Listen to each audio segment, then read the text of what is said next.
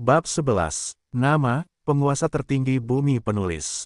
Plus mematikan mengatur ulang. Meng Kang merasa sangat menghormatinya, dan setelah berpikir sejenak, dia menangkupkan tinjunya dan berkata, Guru, meridianku tidak terhubung, dan alamku tidak tinggi, jadi aku masih bisa berlatih 8 bagian teknik berduri.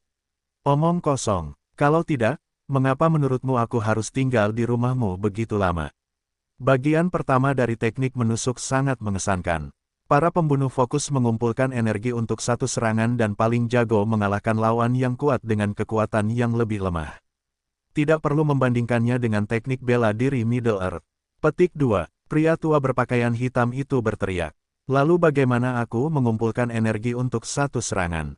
Meng Kang bertanya dengan santai. Selama pikiranku jernih dan darahku menyala, aku secara alami dapat mengumpulkan kekuatanku dan seterusnya. Nak, meskipun pria tua ini bersimpati padamu, aku tidak dapat melanggar aturan sekte dan tidak dapat mengajarimu lagi. Pria tua berpakaian hitam itu tertegun dan tidak berkata apa-apa lagi. Meng Kang berpikir sejenak, lalu berkata dengan cepat, Guru, keluarga Mengku telah mengalami bencana seperti itu. Karena Union of Assassins bertindak atas nama surga, mengapa dia tidak dapat membantuku? Pria tua itu tercengang oleh pertanyaan ini. Setelah beberapa saat, dia memaksakan senyum dan berkata, apakah kamu ingin mendengar kebenaran atau kebohongan? Ekspresi Meng Kang normal, dia membungkuk dan berkata, tidak apa-apa, aku hanya ingin berbicara dengan seseorang. Pria tua berpakaian hitam itu tahu bahwa dia merasa getir dan pahit. Dia menghela nafas dan berkata, karena aku ingin merekrutmu sebagai muridku, ujian ini akan menjadi milikmu. Tentu saja, aku tidak akan ikut campur. Dan kebenarannya, Meng Kang sangat pintar, dia hanya mengucapkan satu kalimat dan dia memaksa gurunya ke sudut. Yang sebenarnya adalah jika itu Supang, aku mungkin bisa membunuhnya. Aku sudah tua, dan banyak teknik menusukku belum dilatih secara maksimal.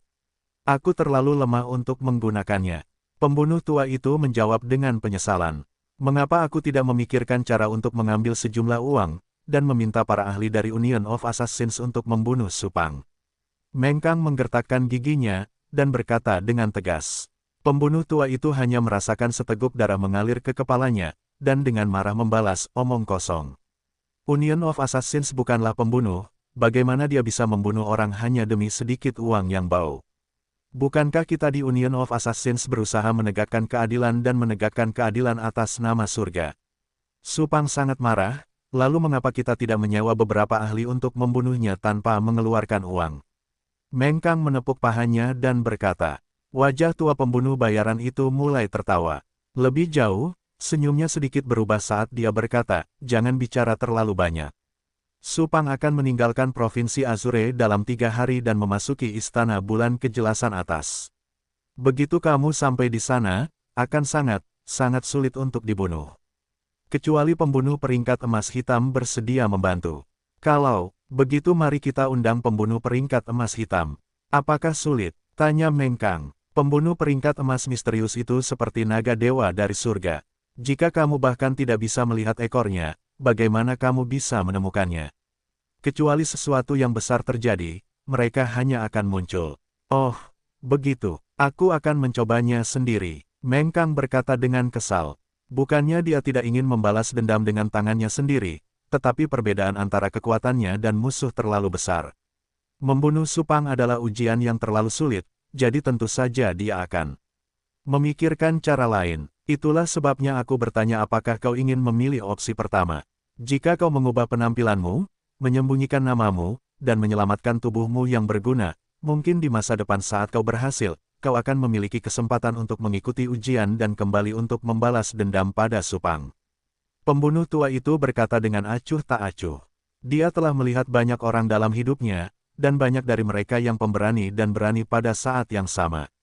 Banyak orang yang berani membunuh orang lain di dunia ini, tetapi tidak banyak yang bisa menjadi pembunuh kelas 1. Jangan pernah berpikir tentang itu, aku akan menerima ujian ini. Balas dendam belum terlambat bagi seorang pria sejati selama 10 tahun. Itu hanya alasan bagi banyak orang. Siapa yang tahu apa yang akan terjadi 10 tahun kemudian? Guru, apakah kau punya peralatan untuk pembunuh? Atau beritahu aku di mana aku bisa mendapatkannya?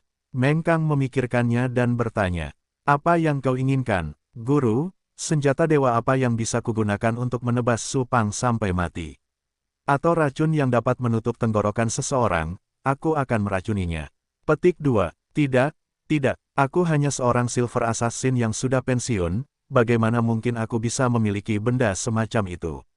Hanya obat pencahar, apa kau menginginkannya? Si pembunuh tua berteriak dengan marah. Kalau begitu lupakan saja, aku akan memikirkannya sendiri. Meng Kang mengangkat bahu dan tertawa getir. Si pembunuh tua tanpa sadar melihat ke kiri dan ke kanan, mengeluarkan beberapa barang dari dadanya dan memasukkannya ke tangan Meng Kang. Lupakan saja, lupakan saja. Aku akan menganggapnya sebagai kompensasi atas semua makanan gratis yang telah kumakan di klan Meng Mu selama beberapa tahun terakhir. Ambillah, di dalam botol porselen Cian ini ada pil pengubah otot. Kau dapat mengubah penampilanmu sesuka hati setiap kali kau memakannya. Batas waktunya adalah 6 jam, dan Anda bahkan tidak akan bisa mengenali kerabat Anda secara langsung. Yang ada di tanganmu disebut cakar macan tutul terbang. Ada mekanisme di ujung cakar, dan jika kau menekannya dengan keras, kau dapat menembakkan cakar terbang sejauh 100 kaki. Dan belati sepanjang 1 inci ini, itu adalah bilah yang digunakan lelaki tua ini saat itu. Selama belati ini mendekat, musuh tidak akan punya banyak waktu untuk hidup. Meng Kang melihat botol obat ini, dengan 1 cakar dan belati lainnya, ia berpikir dalam hati, hanya dengan 3 hal ini, akan sangat sulit baginya untuk membunuh Flos Loni Cerae Supang. Pikirkan sendiri, aku akan pergi berburu mangsa. Ingat, itu hanya untuk 3 hari. Pembunuh tua itu pergi dengan elegan, meninggalkan Meng Kang dengan punggung yang tenang. Pada saat berikutnya, Meng Kang pertama-tama secara membabi buta menunjuk belati sepanjang 1 inci, dan kemudian mencoba menekan cakar macan tutul terbang. Setelah akhirnya memahaminya dengan susah payah, ia akhirnya berhasil menarik kembali tali terbang yang ditembakkan. Pada akhirnya, Meng Kang hanya mematahkan cabang pohon dan menulis di tanah. Saat Meng Kang melihat sisa cahaya matahari terbenam mewarnai puncak hutan menjadi keemasan, dia akhirnya berdiri dan meregangkan tubuhnya, ekspresi serius di wajahnya. Makan, suara pembunuh tua tiba-tiba terdengar dari sampingnya. Di tangannya ada kotak hitam dengan 3 tingkat makanan, itu jelas merupakan makanan yang sangat lezat dari kedai abadi mabuk kota Qingzu, itu tidak ada hubungannya dengan mangsa di gunung. Guru, apakah Anda pergi ke kota? Bagaimana situasinya? Hati Meng Kang menegang, dan untuk beberapa alasan, dia sekali lagi memikirkan kembali kejadian tadi malam. Pembunuh tua itu memiringkan kepalanya saat dia melihat Meng Kang, dan berkata dengan acuh tak acuh, sebagai seorang pembunuh, hal pertama yang perlu kamu lakukan adalah tetap tenang, ketenangan berarti akurasi. Jika kamu tidak memiliki cukup akurasi, semua letusan ini tidak ada artinya. Meng Kang mengangguk, dia tahu apa yang dikatakan pembunuh tua itu benar. Di kota, semuanya sama seperti sebelumnya, semua orang menjalani hidup mereka dengan nyaman. Tidak ada yang akan tergila-gila pada seseorang yang sudah meninggal, kecuali kita.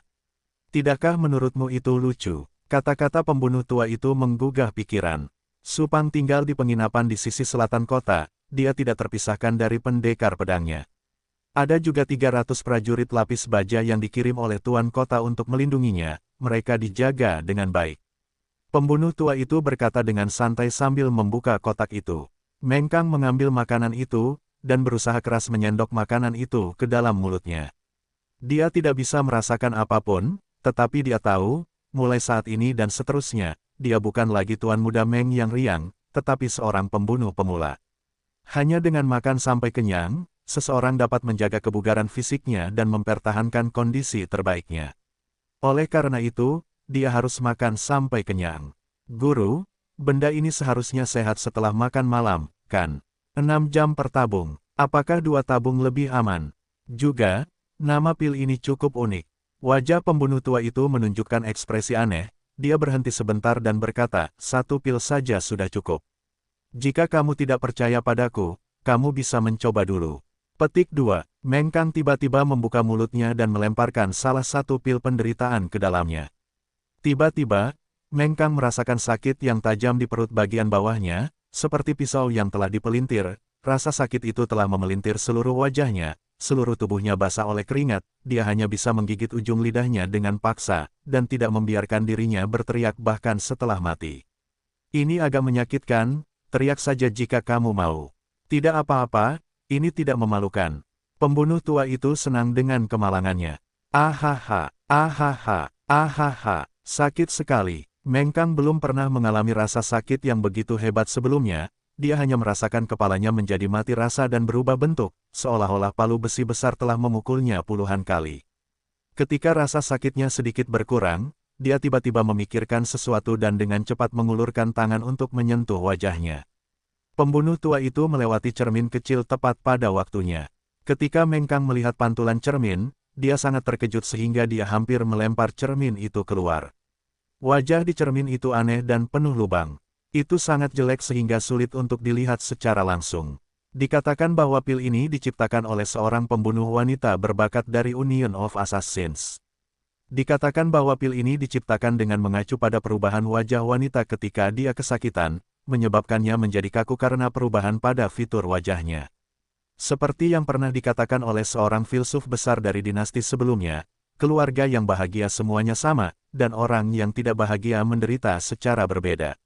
Apakah pil ini memiliki makna yang lebih dalam?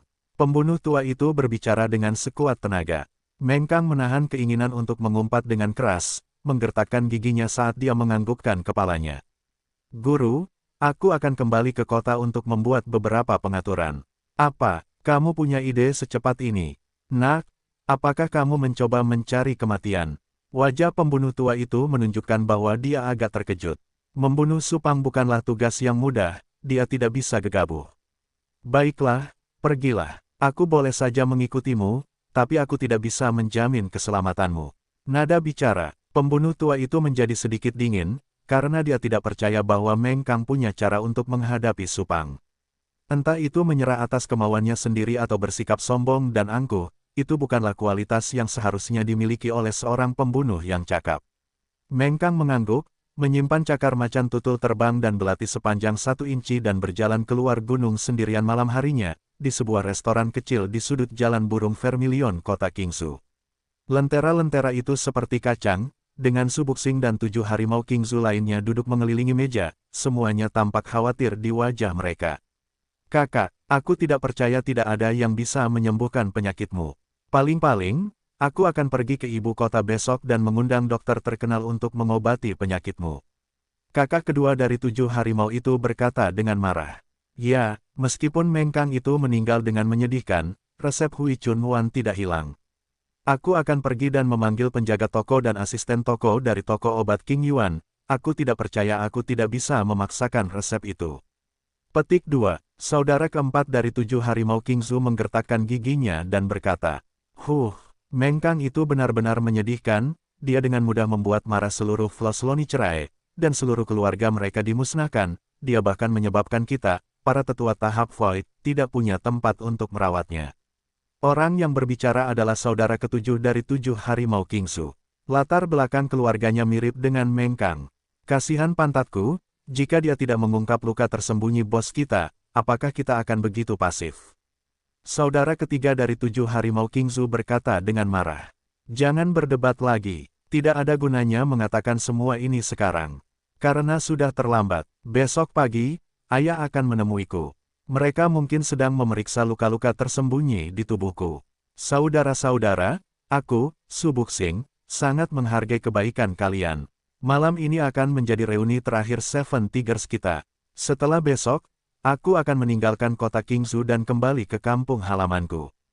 Ketika Subuxing berbicara, matanya dipenuhi air mata, pikirannya dipenuhi dengan kejadian kemarin. Dia tidak tahu apakah dia harus menyalahkan Meng Kang yang malang, atau tidak, karena pada titik ini, takdir telah mempermainkannya, dan dia tidak punya cara untuk membalikkan keadaan. Subuxing, apakah kamu menginginkan Hui Chun Wan? Pada saat ini, sebuah suara rendah terdengar dari samping. Seven Tigers dari Qingzhou terbangun pada saat yang sama, dan 7 pasang mata menatap pria di pintu masuk paviliun kecil. Ada seorang pria berpakaian hitam berdiri di pintu masuk. Dia mengenakan kain hitam biasa dan kepalanya tertunduk. Penampilannya tidak dapat dilihat dengan jelas, tetapi suaranya dapat didengar dengan jelas oleh ketujuh orang itu. Subuxing tiba-tiba berdiri, menatap lurus ke arah pria itu, apa yang kau katakan? Aku punya Hui Chun Wan. Selain itu, Ada lebih dari satu pil yang dapat menyembuhkan luka tersembunyi di tubuhmu dan membantumu mengatasi krisis esok hari. Pria berpakaian hitam itu tidak bergerak. Suaranya terdengar kaku. Siapa kamu? Jangan berani-berani menggodaku. Su Buxing tertawa getir, lalu segera duduk kembali. Seluruh kota mengetahui situasi tragis di Meng Yuan tadi malam. Meng Kang telah tewas di tangan Flos Lonicherae, jadi dari mana Hui Chunwan ini berasal? Siapa aku tidaklah penting. Yang penting adalah apakah kau bersedia atau tidak. Satu, Hui Chunwan tidak dapat menyembuhkan luka tersembunyimu, tetapi dapat membantumu melewati rintangan esok hari dengan lancar. Apakah kau benar-benar tidak ingin mencoba? Pria berpakaian hitam itu berusaha sekuat tenaga untuk berbicara dengan suara rendah. Benarkah itu? Su Buxing tentu saja ingin berjudi. Meskipun dia tahu bahwa kemungkinan itu terjadi tidak tinggi, dia tidak dapat menahan godaan dari orang ini. Aku tidak memberimu Hui Chunwan secara cuma-cuma, kau harus memberiku apa yang aku inginkan sebagai gantinya. Setelah pria berpakaian hitam itu mengatakan ini, Su Buxing semakin mempercayai apa yang dikatakannya. Baiklah, kalau begitu kita bisa bicara sendiri. Pria berpakaian hitam itu mengeluarkan pil dari sakunya dan meletakkannya di telapak tangannya. Di luar Meng Yuan di tengah malam. Meng Yuan, yang biasanya dipenuhi teman dan sahabat, malam ini sangat sepi. Jalanan di luar Meng Yuan sangat sepi. Setelah tragedi tadi malam, keluarga tetangga akan bersembunyi di luar untuk mengunjungi kerabat mereka atau mematikan lampu pagi-pagi sekali dan tidur. Jalanan yang sebelumnya ramai dan berisik menjadi jauh lebih sepi, seolah-olah itu adalah dunia yang sama sekali berbeda jika dibandingkan dengan pasar jalanan tadi. Meng Kang berjalan ke dinding Meng Yuan dan menahan rasa sakit di hatinya. Dia berharap itu hanya mimpi tadi malam. Tidak jauh dari sana, ada nyala api yang berkedip-kedip. Meng Kang berjalan menuju cahaya itu. Setelah berjalan beberapa langkah, dia mendengar teriakan pelan dari kegelapan. Siapa itu? Keluarga Murong ada di sini, pergilah secepatnya. Tubuh Meng Kang bergetar, dia tanpa sadar ingin menyentuh wajahnya, tetapi dia segera menahan keinginannya dan berteriak ke arah kegelapan. Nona Murong, seseorang memintaku untuk membawakanmu surat. Suara gadis itu terdengar samar-samar dari api di depan. Setelah beberapa saat, orang dalam kegelapan itu berkata, siapa yang ingin membawakan surat untuk Nona? Sebutkan namamu. Meng Kang tahu bahwa orang yang berbicara itu pastilah seorang ahli pengawal dari keluarga Murong. Tidak pernah mudah untuk mendekati Murong Bingsue, tetapi dia harus melakukannya malam ini. Meng Kang berdeham, menguatkan hatinya, dan mulai bernyanyi dengan keras. 7 hari sebelum musim dingin berakhir, bunga pir di pohon telah mekar, jiwa Meng Yuan yang menyedihkan ada di sini, tidak ada lagi Meng kecil di dunia ini. Suaranya keras dan kuat, dan dia sangat murah hati. Dalam sekejap, suaranya telah mencapai sisi lain. Awalnya dia mendengar teriakan kaget seorang wanita, lalu tiba-tiba merasakan hembusan angin menerpa wajahnya. Memfokuskan pandangannya, dia melihat bahwa Murong Bingsue telah menyerbu ke depan. Kalau kamu bukan Meng Kang, lalu kamu siapa? Ketika Murong Bingsue melihat Meng Kang, dia awalnya tertegun, lalu berkata sambil mengerutkan kening. Dia telah menyembunyikan semacam emosi yang tak terlukiskan ketika dia datang ke Meng Yuan malam ini. Tidak diketahui apakah itu karena dia merasa marah terhadap kediaman Meng atau karena dia merasa simpati terhadap pemuda yang pernah duduk di dekat jendelanya selama 7 hari 7 malam. Bagaimanapun, dia tetap datang. Ketika dia mendengar suara tadi, rambutnya berdiri tegak dan reaksi pertamanya adalah bahwa Meng Kang telah kembali. Karena dia mendengar ayahnya mengatakan bahwa mayat Meng Kang hilang dari Meng Yuan, tetapi ketika dia melihat bahwa dia adalah orang asing, dan bahkan pemuda yang agak jelek di depannya, Murong Bingsue merasa sangat kecewa, dan suasana hatinya menjadi semakin buruk. Meng Kang berkeringat deras saat ini. Menurut rencananya, langkah pertama ini adalah langkah yang paling kritis dan tidak meyakinkan, karena dia tidak yakin apakah Murong Bingsue akan mengenalinya, dan terlebih lagi, tidak yakin dengan niatnya yang sebenarnya, dan hanya bisa mempertaruhkan nyawanya. Namun, dari kelihatannya, itu tidak buruk. Nona Murong, saya dipercaya oleh seorang teman untuk menyampaikan surat ini kepada Anda. Saya harap Anda dapat menyampaikannya kepada Tuan Kota Murong. Setelah Meng Kang selesai berbicara, dia mengeluarkan surat yang baru saja ditulisnya di batu kapur besar di sudut jalan. Murong Bingsue tidak mengambil surat itu, tetapi bertanya dengan wajah penuh kecurigaan, apakah dia masih hidup? Meng Kang tidak menunggu Murong Bingsui berpikir lebih jauh, dia mengatupkan kedua tangannya dan berkata, "Nona Murong, orang rendahan ini hanya mengirim pesan untuk teman saya tidak tahu apa-apa lagi. Saya masih memiliki hal-hal yang harus diselesaikan, jadi saya akan pergi dulu." Setelah itu, Meng Kang meletakkan surat itu dengan lembut di tanah, lalu berbalik dan pergi tanpa ragu-ragu. Murong Bingsui merasa bingung, karena rasa ingin tahunya, dia mengambil surat itu dari tanah. Adegan ini terlihat jelas oleh pembunuh tua yang berada di seberang atap. Diam-diam dia heran dalam hatinya, karena dia tidak tahu obat apa yang coba ditiru bocah Meng Kang ini. Mungkinkah bocah ini tahu bahwa dia pasti akan mati dan ingin mengirim surat kepada gadis kecil ini? Selain itu, bahkan jika pembunuh tua itu ingin membunuhnya, dia tidak tahu apa niat bocah ini. Hari kedua, siang hari, matahari merah tinggi di langit. 10 kilometer jauhnya dari kota Qingzhou, di puncak gunung Qian Plains, seorang pria parubaya berpakaian sulaman muncul. Dia adalah penguasa kota Qingzhou, Murong Xiongguan. Alasan mengapa dia datang ke makam di luar kota ini sendirian, adalah karena surat yang diberikan putrinya tadi malam. Isi surat itu menggerakkan hatinya, jadi dia datang sendirian untuk menyelidiki. Di sisi lain salah satu makam, Murong Xiongguan menemukan pemilik surat itu, Meng Kang. Meng Kang telah memulihkan penampilannya. Kedua tangannya di belakang kepalanya, dengan punggungnya menempel pada kuburan, dan sehelai rumput yang telah dia cabut dari kuburan di mulutnya, dia tidak terkejut melihat Murong Xiongguan di sini. Sebaliknya, dia dengan tenang menganggukkan kepalanya. Murong Xiongguan menilai Meng Kang dengan sangat serius, pemuda yang selalu disebut sampah oleh rakyat jelata di dataran Qian. Puluhan orang tewas dalam pertumpahan darah di kediaman Meng kemarin malam, tetapi orang tak berguna ini benar-benar mampu hidup kembali. Mungkinkah seperti yang tertulis dalam surat itu, keluarga Meng memiliki harta karun yang dapat menyembuhkan seseorang hingga mati, sehingga Flos Lonicerai tidak peduli dengan reputasinya, dan ingin membunuh demi harta karun. Murong Xiongguan diam-diam berpikir, "Meng Kang, di mana harta karun yang kau sebutkan? Tunjukkan padaku." Murong Xiongguan bergumam pada dirinya sendiri sebentar. Dia tidak sebaik putrinya, jadi bagaimana jika dia kembali dari kematian?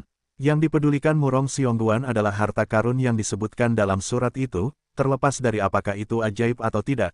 Dia bahkan tidak memiliki kekuatan seekor semut, dan dia tidak akan menyinggung Flos Lonicerai demi orang ini. Tadi malam, Murong Bingsui menulis surat kepadanya, mengatakan bahwa keluarga Meng memiliki harta karun yang diwariskan dari 3 kaisar era kuno, mutiara surga ekstrim. Harta karun itu dapat menghidupkan kembali orang mati, membantu para ahli menerobos ke alam berikutnya, dan meningkatkan kultivasi seseorang dengan pesat. Meng Kang cukup beruntung karena tidak mati karena manik-manik itu, dan bersedia memberikan manik-manik itu kepada Murong Xiongguan, memohon padanya untuk membalas dendam atas kediaman Meng. Meng Kang meludahkan akar rumput di mulutnya, perlahan-lahan menegakkan tubuhnya, dan mengucapkan kata demi kata, "Tuan Kota, selama Anda membalas dendam atas keluarga Meng dan membunuh Supang, saya akan memberikan mutiara surga ekstrim itu kepada Anda. Saya tidak akan pernah mengingkari janji saya." Wajah Murong Xiongguan tenggelam, dan berkata dengan suara rendah, "Maksud Anda tidak membawa harta karun.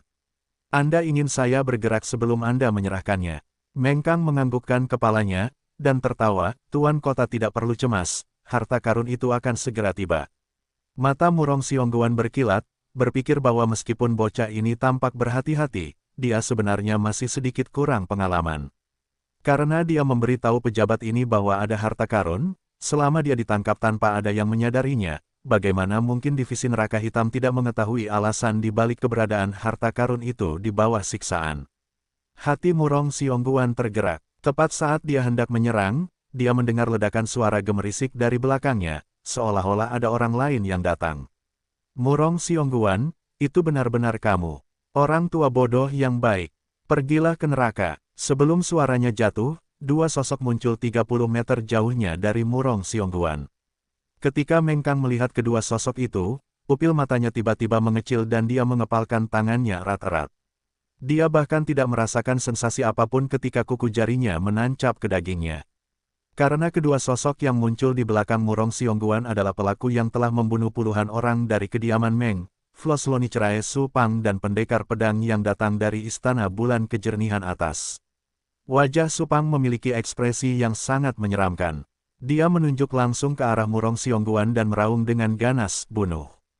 Bunuh dia!" Pendekar pedang berkata tanpa ekspresi, dia memiliki alam mistik ilahi, membunuhnya akan sulit. "Bunuh! Bunuh dia!" Supang gelisah, dan meraung. Jantung Murong Xiongguan bergetar. Dia dapat dengan jelas merasakan niat membunuh yang deras di tubuh Supang. Meskipun orang ini sombong dan patuh, tidak ada alasan baginya untuk begitu membencinya.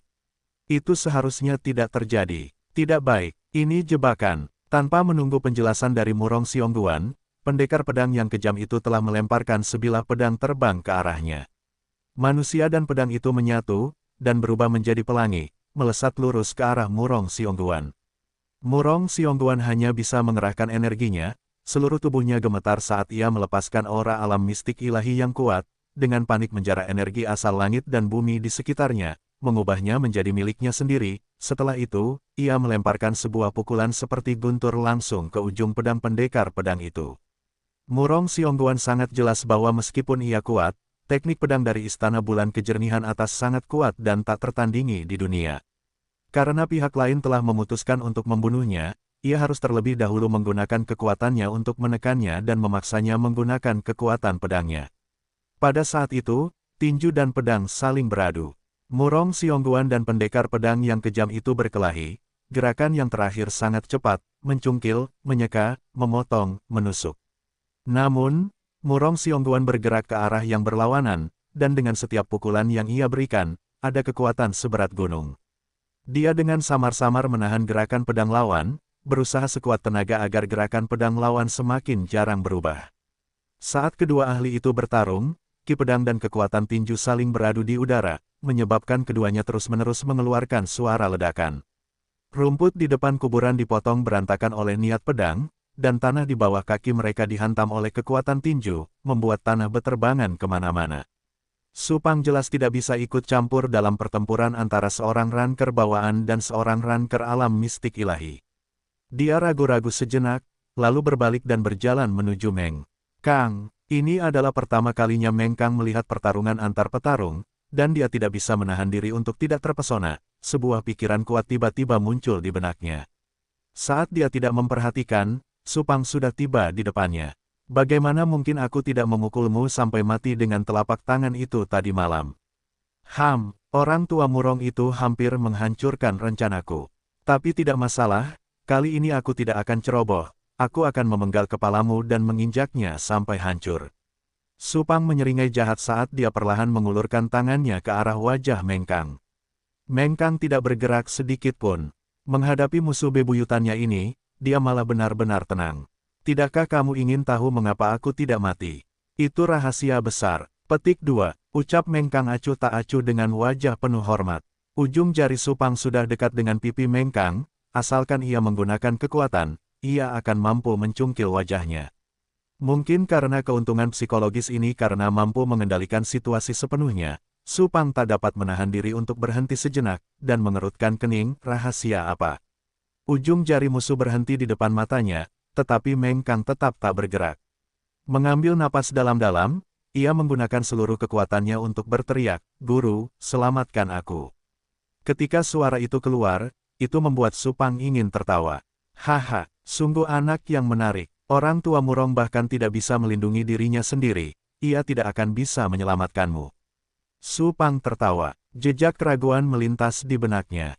Anak muda bodoh di depannya itu menyia-nyiakan keterampilan seni bela dirinya, dan ia bahkan tidak memiliki kemampuan untuk menilai. Ia benar-benar membuat orang di istana khawatir padanya, menyebabkannya tidak dapat mengetahuinya. Bahkan hal-hal yang lebih aneh terjadi kemudian. Meng Kang terus berteriak sekuat tenaga, "Dasar tukang numpang. Serang, sudah terlambat, terlalu cepat." Dari hutan kecil 100 langkah jauhnya, suara melengking yang mendesak sampai membuat jantung berdebar-debar bisa terdengar. Itu adalah anak panah besi yang menembus langit dan mencapai medan perang lebih cepat dari suara siulan. Itu adalah anak panah besi sepanjang 3 kaki yang terbuat dari baja dingin 10.000 tahun. Anak panah itu berbentuk seperti tombak ular pipih, dan selain membawa kekuatan penuh 9 batu, bagian yang paling mematikan adalah bahwa ia memiliki kemauan anak panah yang tidak dapat dipatahkan yang melekat padanya yang menghancurkan semua jenis energi pertahanan. Gumpalan cahaya dingin, seolah-olah dipanggil dari neraka, mencuri jiwa, mengejar jiwa, sangat mengerikan. Boom! Flos Lonicerai mundur 2 langkah seolah-olah dia telah dipukul oleh tinju, dan menatap dadanya sendiri dengan ekspresi tidak percaya. Karena anak panah besi telah menembus dadanya dan masuk ke jantungnya, ahaha. Ahaha, oh gelombang-gelombang. Supang melolong kesakitan seperti binatang buas. Mendengar raungan yang tidak diinginkan itu, pendekar pedang itu terkejut.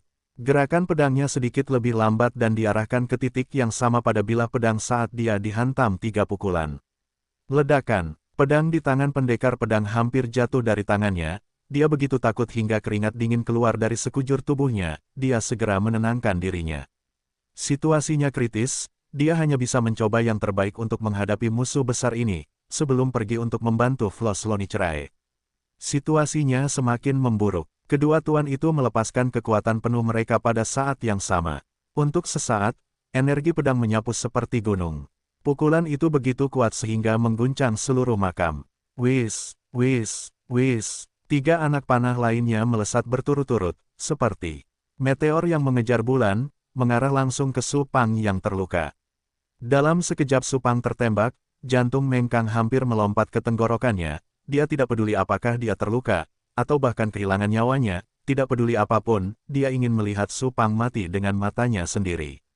Klang, klang, klang, sesuatu yang tidak biasa terjadi. Supang melambaikan tangannya lagi, dan 3 anak panah yang diarahkan padanya benar-benar terhalang. Mengapa anak panah di jantungnya tidak mati? Dan dia memiliki kekuatan untuk menghalangi anak panah itu. Meskipun mulut dan hidung Supang berdarah, seluruh pikiran dan jiwanya terkunci pada hutan kecil 100 langkah jauhnya. Dia tahu bahwa ada seorang pembunuh yang bersembunyi di hutan, dan keterampilan menembaknya sangat mengerikan. Supang memuntahkan seteguk darah sambil menggelengkan kepala dan tertawa sinis, hehe. Kau ingin membunuhku, kau tidak punya cukup pengalaman kultivasi. Ayo, coba tembakan anak panah lagi padaku. Dengan sangat terkejut, Mengkang menatap bagian asli tubuh Flos Lonicerai dengan penuh perhatian, dan ternyata tubuh Supang telah menjadi berbulu, terutama lengan kanannya yang baru saja menangkis 3 anak panah. Itu jauh lebih tebal daripada lengan kirinya, ditutupi sisik ras roh iblis, yang samar-samar memantulkan cahaya. Jadi Supang awalnya adalah hibrida antara manusia dan manusia, jadi dia tidak mati karena anak panah yang ditembakkan dari hatinya. Itu karena dia masih memiliki inti iblis yang tumbuh di dada kanannya, yang memainkan peran yang mirip dengan hati manusia. Tubuh setengah manusia setengah iblis inilah yang memungkinkan Supang memenangkan gelar Flos Lonicerai ujian besar dalam sekali jalan. Meskipun dia tertembak oleh anak panah dan mengalami luka parah, dia tidak mati. Setelah 3 anak panah, tidak ada lagi anak panah yang tersisa di hutan. Pembunuh tua itu menghela napas dalam-dalam, dia tidak pernah menyangka bahwa Supang akan mengalami perubahan seperti itu di tubuhnya. Bagaimanapun, dia sudah tua dan energi mentalnya terbatas. Anak panah tadi telah menghabiskan banyak perasaannya, dia tidak dapat melepaskan anak panah lain dengan maksud untuk membunuh. Sayang sekali, Mengkang, maaf. Petik 2. Pembunuh tua itu dengan tenang menarik busur 9 batunya dan mengarahkan ujung anak panah berikutnya ke Mengkang. Daripada ditangkap dan disiksa perlahan sampai mati oleh musuh-musuhnya, lebih baik membiarkannya terkena anak panah di kepalanya dan mati dengan cepat. Mengkang saat ini tidak tahu bahwa dia telah dikurung oleh anak panah dewa pembunuh tua itu, dia mencoba yang terbaik untuk menenangkan dirinya. Menghadapi musuh besar Sue Chou, dia tetap menjaga ketenangan hatinya, karena saat ini, dia hanya bisa melakukan yang terbaik untuk menemukan satu-satunya kemungkinan dari semua kemungkinan. Untuk hal-hal seperti balas dendam, dia tidak bisa selalu mengandalkan kekuatan eksternal. Dia harus mengandalkan dirinya sendiri. Jika mereka bahkan tidak berusaha sekuat tenaga dan berjuang dengan nyawa mereka, bagaimana mereka bisa berbicara tentang balas dendam? Mengkang memejamkan mata dan bergumam pada dirinya sendiri. Pada saat ini, seluruh pikiran Supang terkunci pada hutan kecil 100 langkah jauhnya. Baginya, pemanah tersembunyi itu adalah musuh terbesarnya. Rasa sakit dari anak panah yang menusuk hatinya, dia tidak ingin merasakannya lagi. Bahkan tanpa mendengar suara tali busur, sebuah anak panah besi telah menembus udara. Supang benar-benar fokus, di bawah bimbingan Qi, ia dengan santai menggerakkan tubuhnya, mengayunkan lengannya secara horizontal, dan menghantam ke arah kekuatan anak panah. Saat pembunuh tua itu melepaskan busurnya, sesuatu yang ajaib terjadi. Meng Kang membuka matanya. Matanya bersinar dengan kecerahan yang tak tertandingi saat ia maju dan menabrakkan kepalanya terlebih dahulu ke lengan Su Pang. Pembunuh tua itu melepaskan anak panah besi, Su Pang menggunakan lengan iblisnya untuk menghancurkan anak panah. Meng Kang berhasil menyambar tubuh itu, ketiganya menyelesaikan gerakan mereka pada saat yang sama, situasinya sangat aneh. Wis, punggung Meng Kang terasa dingin, beberapa helai rambutnya telah terpotong, bisa dikatakan itu berbahaya. Lengan Su Pang terayun keluar, tetapi meleset. Ia membuat penilaian yang salah, karena anak panah ini tidak ditembakkan padanya. Cahaya hitam di depan matanya bersemi, menyebabkan Flos Lonicerae tiba-tiba merasa dingin di dada kanannya. Inti iblis di dadanya sedang padam dan seluruh tubuhnya terasa dingin. Pada saat ini, seolah-olah darahnya telah berhenti mengalir. Karena Meng Kang telah menusukkan belati sepanjang 1 inci di tangannya ke dada kanannya dan menembus inti iblis di tubuhnya. Tidak, itu tidak mungkin. Su Pang mengerahkan seluruh tenaganya dan meraung dengan wajah penuh keengganan. Karena ia tidak percaya, bagaimana mungkin seseorang yang bahkan belum mencapai alam penghancur baju zirah, membunuhnya. Pisau ini milik Meng Dafu. Mata Meng Kang berkilat dengan nyala api darah, gerakannya secepat kilat, ia mencabut belatinya dan menusukkannya ke depan lagi dengan tebasan punggung tangan. Gagang belati sepanjang 1 inci itu masuk ke dada Su Pang, dan ketika dicabut, darah yang bercampur dengan udara di dadanya juga mengalir keluar. Pisau ini milik Paman Husan. Meng Kang membuat gerakan menebas dengan tangan kanannya, dan sebuah lubang sepanjang 2 inci terbuka di dadanya, memperlihatkan otot-otot merah muda di dalamnya. Pisau ini milik Sun Ding. Meng Kang mendekat setengah langkah dan dengan ganas menusuk perut bagian bawah Flos Lonicerae. Dengan memutar kekuatannya, wajah Su Pang berubah kesakitan. Inti roh iblisnya telah tertusuk, dan ia sama sekali tidak dapat menggunakan kekuatannya. Ini milik Taois Chang He. Ini milik seorang pemabuk tua. Ini milik Paman Roti Kukus. Ini milik Liang Ge. Ini adalah, setiap kali Meng Kang meneriakkan nama seseorang, dia dengan kejam menusukkan pisau ke tubuh Su Pang. Tangannya bergerak semakin cepat dan serangannya menjadi semakin kejam. Hanya dalam satu gerakan, seluruh dada Flos Lonicerae sudah tertusuk, seolah-olah itu adalah tomat busuk yang penuh lubang, terlalu mengerikan untuk dilihat. Ketika pembunuh tua melihat ini dari hutan, mata tuanya membelalak tak percaya. Pembunuh tua itu berteriak, dia berubah menjadi gumpalan asap dan berlari keluar dari hutan langsung ke Meng Kang yang berada di atas makam. Meng Kang masih menusuk dan membunuh Su Pang, beradu pedang demi pedang, tanpa menahan diri, dinginnya ekstrim. Tubuhnya memanas, darahnya membara, semakin panas. Namun, hatinya sangat dingin, mempertahankan ketenangan yang mirip dengan es dan salju. Pisau ini milikku. Meng Kang menusuk dengan pedangnya. Mengambil kesempatan itu, sebuah lubang besar terukir di dada kanan Su Pang, dan inti iblisnya yang berharga terukir keluar. Aku tahu kamu adalah bidak catur, dan kamu memiliki utusan yang mendukungmu. Tapi kamu tidak perlu khawatir, suatu hari aku akan menemukan mereka semua, dan tidak seorang pun akan selamat. Setelah Meng Kang menyelesaikan kalimat ini, dia menghancurkan inti iblis di ujung pedang dan menginjak tanah di bawah kakinya. Runtuhnya inti iblisnya dan tertusuknya jantungnya, bahkan seorang dewa sejati dari jaring besar tidak akan mampu menyelamatkannya. Tubuh Flos Lonicerae jatuh ke tanah dengan bunyi gedebuk, semua kejayaan dan prestasinya telah berubah menjadi asap. Pertarungan di makam yang jauh terus berlanjut, tetapi jelas bahwa pendekar pedang itu sudah kebingungan. Ketika dia merasakan bahwa Ki Su Pang telah menghilang, dia terkejut dan kekuatan pedangnya menjadi semakin gelisah. Setiap gerakan adalah metode hidup ganti hidup, yang ditunjukkan dengan kejam hingga batasnya. Tentu saja Murong Xiongguan tidak ingin menukar hidupnya dengan miliknya. Tangan besinya bergerak seperti angin, tangannya stabil seperti batu, lebih erat dari sebelumnya. Semakin dia bertarung, pendekar pedang itu menjadi semakin gelisah. Dia benar-benar menggunakan gaya melempar, memasukkan lebih dari setengah kekuatannya ke bilah pedang dan terus melemparkan pedang tanpa ragu-ragu. Akhirnya, Murong Xiongguan terpaksa menggunakan keterampilan gerakannya untuk menghindar dan mundur 3 langkah. Dengan 3 langkah ini, pendekar pedang itu berbalik dan berlari ke arah Su Pang seperti harimau gila. Teknik gerakan pendekar pedang itu sangat cepat, dan mendekat dengan penuh amarah. Meskipun dia tidak memegang pedang di tangannya, seluruh tubuhnya tampak telah berubah menjadi pedang yang terhunus dan ganas, dengan sikap yang mengesankan. Semburat kemerahan muncul di mata Meng Kang. Dia mengangkat belatinya yang panjangnya 1 inci dan sekali lagi menahan napas untuk memfokuskan pikirannya dan menyerang. Boom! Puff! Tanpa menunggu Sword Woman menyerang di depannya, pembunuh tua itu telah bergegas maju dan menangkap Meng Kang. Saat dia mundur, dia dengan santai melemparkan bom kabut. Sejumlah besar kabut tebal menyebar, dan bubuk rumput neraka hijau ditambahkan ke dalamnya. Setelah membuat pil obat dengan meriam herbal berharga semacam ini, itu dapat membantu meningkatkan kekuatan spiritual spellcaster. Namun, jika langsung digiling menjadi bubuk dan ditambahkan ke dalam asap, akan menjadi hal yang baik untuk mengganggu kemampuan penguncian indera spiritual seseorang. Sword Woman tiba-tiba kehilangan target di depannya. Dia sangat marah sehingga dia dengan gegabah menembakkan beberapa ki pedang, tetapi tidak mengenai target. Hanya saja dalam waktu yang singkat ini, Murong Xiongguan telah menyusul sekali lagi. Dia sudah tahu bahwa Flos Lonicerai telah mati, dan apa yang terjadi hari ini adalah jebakan besar. Karena dia berada di tengah-tengahnya, dia hanya bisa mempertimbangkannya sendiri. Oleh karena itu, dia harus membunuh pendekar pedang ini dengan kejam agar tidak dapat membuktikan kematiannya.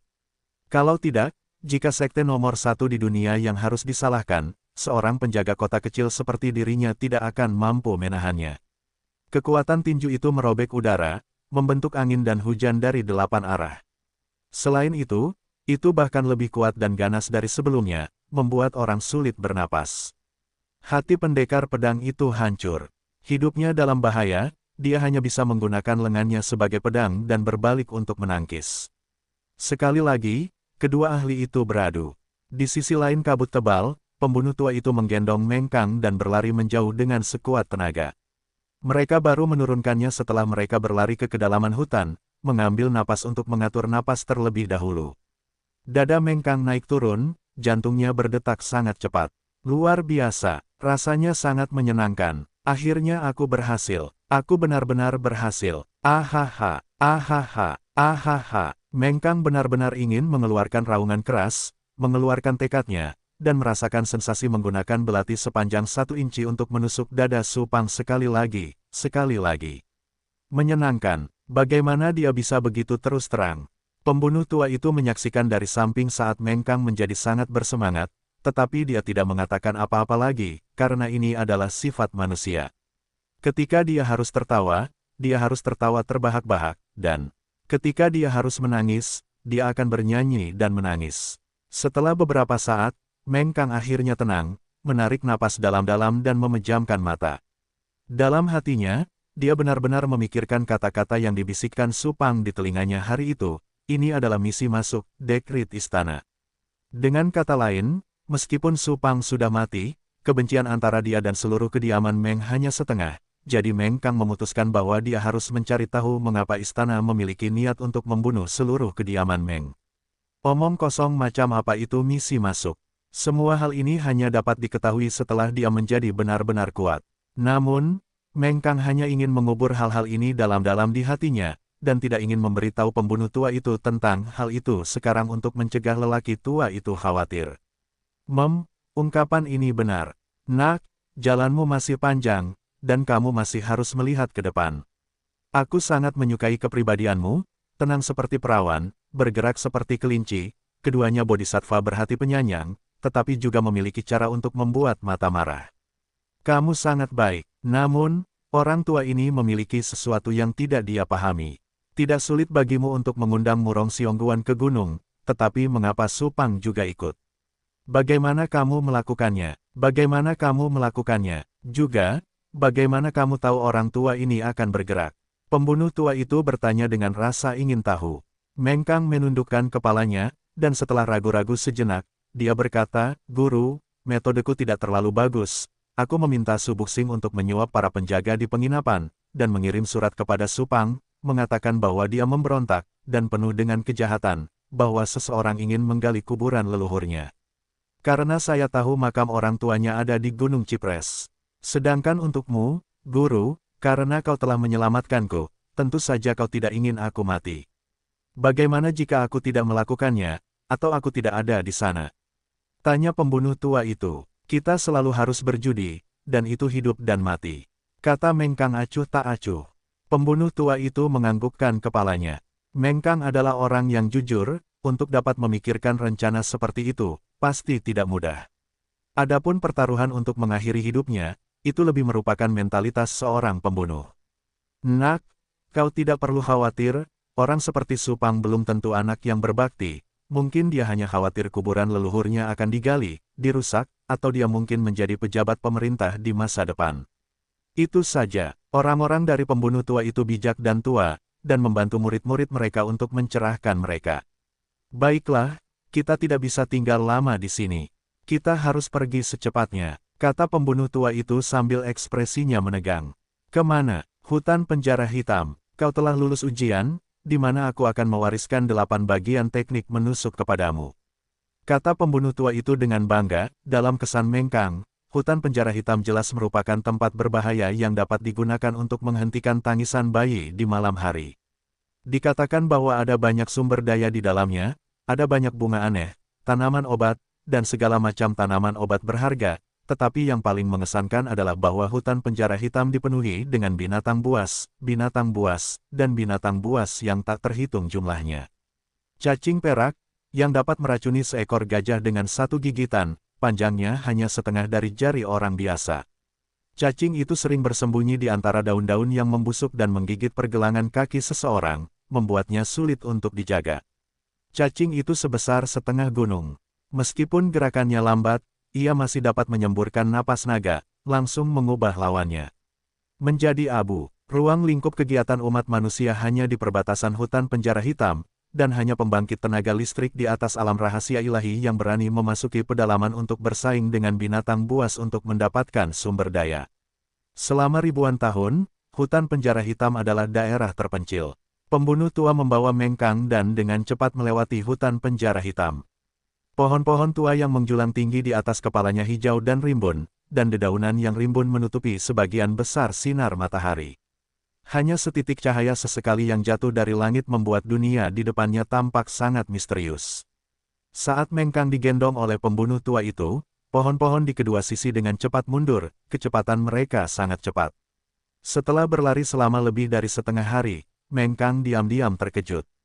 Menurut kecepatannya saat bepergian dan perubahan sinar matahari di atas kepalanya, mereka berdua telah menempuh perjalanan 100 mil jauhnya ke dalam hutan penjara hitam. Kita di sini. Tanpa peringatan apapun, pembunuh tua itu berhenti dan menurunkan Mengkang. Apa yang muncul di depannya adalah pohon tua dan kuat. Batangnya tebal dan kokoh, dan setidaknya membutuhkan 5 hingga 6 orang yang berpegangan tangan untuk mengelilinginya. Sekitar 3 meter di atas tanah, ada 2 rumah pohon kecil. Strukturnya sangat cerdik dan warnanya mirip dengan pohon-pohon itu. Jika seseorang tidak memperhatikannya, sangat mudah untuk melewatkannya. Yang di sebelah kiri adalah milikmu dan ada pakaian di dalamnya. Bawa ke tepi sungai dan mandi dulu. Ganti pakaianmu dan datanglah menemuiku. Setelah pembunuh tua itu selesai berbicara, dia melompat ke pohon dan memasuki rumah kayu di sebelah kanan. Mengkang berjalan mengelilingi pohon besar itu dan mengamatinya dengan saksama sebelum menyingsingkan lengan bajunya dan memanjat pohon itu. Akhirnya dia naik ke rumah pohon kecil di sisi kiri. Hanya ada papan kayu yang mirip tempat tidur dan satu set pakaian rami kasar diletakkan di atas tempat tidur kayu itu. Mengkang mengambil pakaian itu dan melihatnya. Itu adalah set pemburu, jenis yang paling umum. Selama berada di kota Qingzhou, Mengkang sering pergi berbelanja dengan 3 tamu klan Meng. Dia pernah melihat para pemburu mengenakan pakaian seperti ini menjajakan mangsanya di jalanan. Ketika dia memikirkan teman-temannya yang telah meninggal, dan ayahnya yang baik hati, hati Mengkang kembali menegang, dan hampir meneteskan air mata. Aku baik-baik saja, aku pasti akan mencari keadilan untuk kalian semua. Lihat saja aku, Mengkang bergumam dalam hatinya. Mengkang menggulung pakaiannya dan melompat turun dari pohon. Di arah asalnya, ada sungai 100 langkah jauhnya. Setelah mandi air hangat di sungai, Mengkang merasa segar dan segar kembali setelah membersihkan semua kelelahannya dan merasa segar kembali. Dia berganti ke pakaian pemburunya dan kembali ke pohon besar. Berdecit, pintu di sisi kanan rumah pohon kecil itu terbuka, dan pembunuh tua itu menjulurkan kepalanya setengah kepala, menatapnya. Benar sekali, sebagai seorang pembunuh, Kamu harus fokus pada energimu, selalu waspada, dan biarkan dirimu berada di puncak energimu. Apakah kamu mengerti? Mengerti. Mengkang meraung, menyebabkan burung-burung hutan melompat kaget, sayap mereka mengepak, mereka bergegas menuju Yun Xiao. Bagus sekali, tapi itu masih belum cukup. Saat ini, kamu hanya roh permukaan, dan energi esensi di dalam dirimu belum terkondensasi. Mulai sekarang, kamu akan duduk di bawah pohon dan bermeditasi selama waktu yang dibutuhkan untuk membakar dupa. Tidak peduli apa yang terjadi atau apa yang kamu lihat, kamu tidak diizinkan untuk bangun. Nada suara pembunuh tua itu menunjukkan sedikit keanehan. Seolah-olah dia menantikan sesuatu terjadi. Aku akan mencoba yang terbaik. Mengkang mengangguk, mengikuti instruksi pembunuh tua itu, dia duduk bersila di bawah pohon, melihat hidungnya, melihat hatinya, pikirannya menyatu saat dia mulai bermeditasi. Meskipun Mengkang tidak dapat menggunakan penghancur baju besinya selama ini, karena meridiannya rusak dan energi internalnya tidak dapat mengalir melaluinya, itu tidak berarti bahwa dia tidak tahu cara berkultivasi. Sebaliknya, setelah bertahun-tahun bekerja keras dan menghabiskan semua jenis metode, dia mampu tetap tenang dan tenang. Dia telah lama mencapai keadaan pikiran di mana dia dapat menerobos ke alam berikutnya. Tidak lama kemudian, suara aneh keluar dari hutan tepat di depan Mengkang. Seperti suara rumput yang tercabut, atau seperti suara dahan pohon yang patah, makhluk itu semakin dekat, dan bau amis yang kuat menusuk hidungnya. Mengkang tiba-tiba mengangkat kepalanya, membuka matanya lebar-lebar dan menatap tajam ke depan. Ternyata seekor beruang barbar raksasa telah tersandung keluar dari semak-semak dan muncul di depan Mengkang. Beruang barbar ini tingginya hampir 20 meter, dan ketika berdiri, ia tampak seperti gunung daging yang tebal. Hal itu membuat Mengkang merasakan tekanan yang kuat. Tubuh Mengkang gemetar, lalu ia teringat kata-kata pembunuh tua itu. Ia tidak bisa bangun dalam waktu yang dibutuhkan untuk membakar dupa, apapun yang terjadi. Untuk menjadi seorang pembunuh, seseorang harus memiliki ketenangan yang memungkinkan kehancuran gunung Tai di depan matanya. Mengkang hanya memejamkan mata dan mengabaikan beruang barbar itu. Beruang raksasa itu tampaknya sangat tertarik pada pria kecil yang sedang duduk di bawah pohon besar ini. Ia membungkuk, dan mencium wajah Mengkang. Tidak apa-apa, guru ada di dekat sini. Dia pasti sedang mengujiku. Tunggu, beruang raksasa ini sudah begitu dekat denganku. Jika aku melancarkan serangan, guru mungkin tidak akan bisa menyelamatkannya. Lari, tidak, lakukan apa yang kau katakan, dan jangan bergerak. Tidak bergerak, sesaat kemudian, kau sudah mati, jadi bagaimana kita bisa bicara tentang balas dendam? Oh, beruang raksasa itu meraung marah ke langit, seolah-olah marah karena mangsa si kecil ini tidak lolos. Boom, sebuah pemandangan aneh muncul di benak Mengkang. Seolah-olah separuhnya adalah air laut yang sedingin es dan separuhnya lagi adalah api yang sangat panas. Mengkang masih memejamkan matanya, bahunya tidak bergerak, tubuhnya tidak bergerak, tetapi dia meletakkan tangan kirinya di belakang punggungnya, dan mengeluarkan belati sepanjang 1 inci dari pinggangnya. Niat membunuh yang lemah tetapi kuat keluar, dan seluruh tubuh Mengkang seperti belati di sarungnya, sangat berbahaya. Selama kau tidak menggigitku, aku tidak akan membunuhmu. Jika kau berani bicara, aku lebih baik menyerahkan lenganku daripada menusukkan belatiku ke mulutmu. Mengkang mengambil keputusan, pikirannya, di bawah tekanan dan pilihan yang sangat gugup, perlahan-lahan menjadi tenang. Huci, aura kuat beruang barbar terus menghantam wajah Mengkang. Bau amis dan buas itu terus merangsang sarafnya. Mengkang memegang belati itu erat-erat, dan tidak membuka matanya sama sekali. Beruang barbar itu juga tidak menggigit sama sekali, tetapi terus memamerkan taringnya, berusaha mengintimidasi mangsa di depannya. Seorang pria dan seekor binatang saling berhadapan dengan gugup di bawah pohon besar, situasinya menjaga keseimbangan yang rumit. Baru setelah pembunuh tua itu batuk pelan, beruang barbar itu akhirnya menurunkan kaki depannya yang berat. Ia berjalan dengan gemetar di depan akar pohon besar dan menggosokkan punggungnya yang lebar ke kulit pohon yang keras. Berulang kali, baru saat itulah Mengkang rileks dan membuka matanya. Jantungnya berdebar kencang di dadanya. Pembunuh tua itu melompat turun dari pohon dan mendarat di samping beruang barbar itu, memberinya sarang lebah. Beruang raksasa itu mengambil sarang lebah liar seukuran semangka dan, seperti anak yang sederhana dan jujur, duduk di rumput dengan pantatnya. Ia menggali dan menyentuh sarang lebah liar itu, tidak ingin melepaskannya. Melihat pemandangan ini, Meng Kang akhirnya mengerti bahwa ini adalah lelucon antara dia dan gurunya, atau mungkin ujian. Beruang raksasa itu memiliki hubungan yang sangat dekat dengan gurunya, dan sepertinya mereka sangat dekat. Ini Old Tree, ia akan mengajarimu bagian pertama dari 8 bagian teknik menusuk Wan Zhongshan. Pelajari saja, kata pembunuh tua itu acuh tak acuh. Ah, baiklah, tetapi guru, dia beruang, dan aku tidak mengerti bahasa binatang buas. Apakah dia benar-benar bisa mengajariku 8 bab untuk pembunuh? Meng Kang bingung, tetapi itu terkait dengan rencana besarnya untuk berkultivasi. Dia tidak bisa ceroboh, tentu saja dia harus bertanya. Pembunuh tua itu tertawa, jadi apa? Aku juga tidak mengerti bahasa binatang buas, jadi tidak ada salahnya berkomunikasi dengannya. Kakak ketiga, tunjukkan pada adik laki-lakimu yang paling muda. Pembunuh tua itu tertawa. Beruang barbar itu berdiri tegak dan melambaikan cakarnya, melancarkan serangkaian serangan. Angin kencang, dan itu benar-benar menghasilkan seberkas cahaya kuning muda. Boom! Cahaya kuning samar dari cakar beruang itu meledak, meledakkan semak di sisi lain dan menyebabkannya terbalik, memperlihatkan tanah merah segar. Benarkah? Bagaimana mungkin? Meng Kang benar-benar terkejut. Dengan kepribadiannya, mampu meneriakkan kata-kata yang tidak tenang seperti itu terlalu mengejutkan. Beruang barbar adalah binatang buas, tidak peduli seberapa kuat mereka, dengan keterampilan bawaan mereka, bagaimana mereka bisa mengolah seni bela diri manusia. Namun serangan tadi jelas merupakan serangan dari ki batin manusia. Itu adalah serangan dari udara. Ini terlalu tidak masuk akal. Bagaimana binatang buas bisa mempelajari seni bela diri manusia? Ini setara dengan mengaktifkan kebijaksanaan binatang buas. Teknik rahasia semacam ini terlalu mengejutkan. Jika ras monster mengetahui hal ini, mereka akan menjadi yang pertama datang mengetuk. Dengan teknik rahasia ini, dia bisa mengubah binatang buas menjadi iblis dan meningkatkan populasi ras iblis. Bahkan jika ras iblis menggunakan semua kekuatan mereka, mereka tidak akan melepaskannya. Bagaimana? Jarang sekali, kan? Ini adalah transformasi dewa binatang di antara 8 bab teknik menusuk. Ketika kamu mempelajarinya, kamu juga bisa menjinakkannya dengan binatang buas.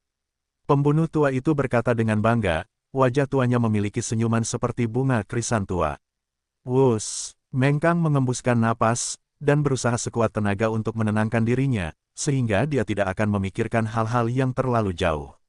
Tapi itu akan terjadi di masa depan. Kamu harus mempelajari 3 bab pertama terlebih dahulu. Bangun fondasi yang kokoh.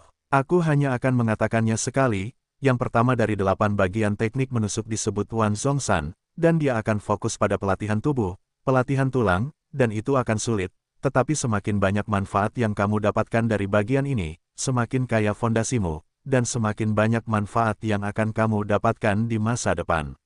Setelah pembunuh tua itu selesai, dia melambaikan tangan ke arah beruang barbar dan berkata, kakak ketiga, bawa adik laki-lakimu untuk berlatih.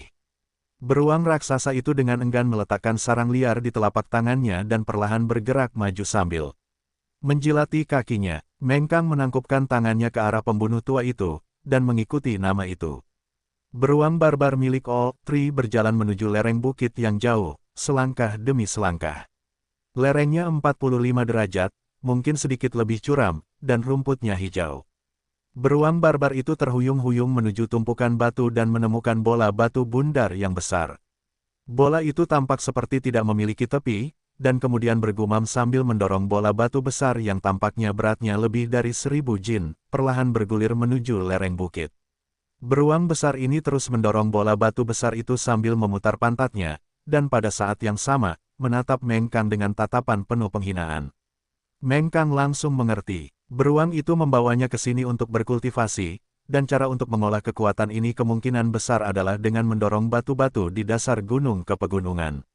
Kelihatannya agak konyol, dia sebenarnya belajar kungfu dari seekor beruang. Meng Kang menggelengkan kepalanya dan tertawa getir saat dia mengambil sepotong batu baja seukuran batu giling.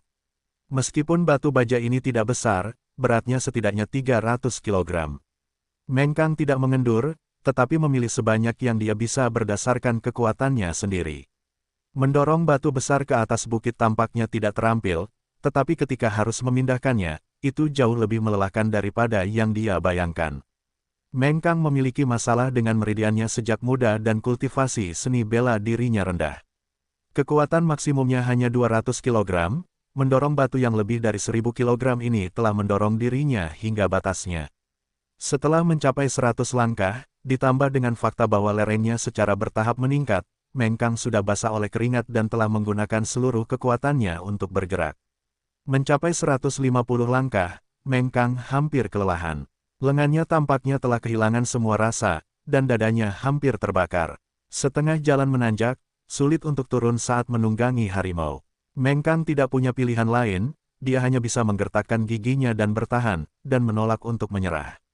Beruang barbar di depan, meskipun tidak terlalu cepat, masih stabil seperti sebelumnya. Dengan mudah, ia mengayunkan pantatnya sampai ke puncak bukit, lalu menghancurkan bola batu besar itu ke tanah.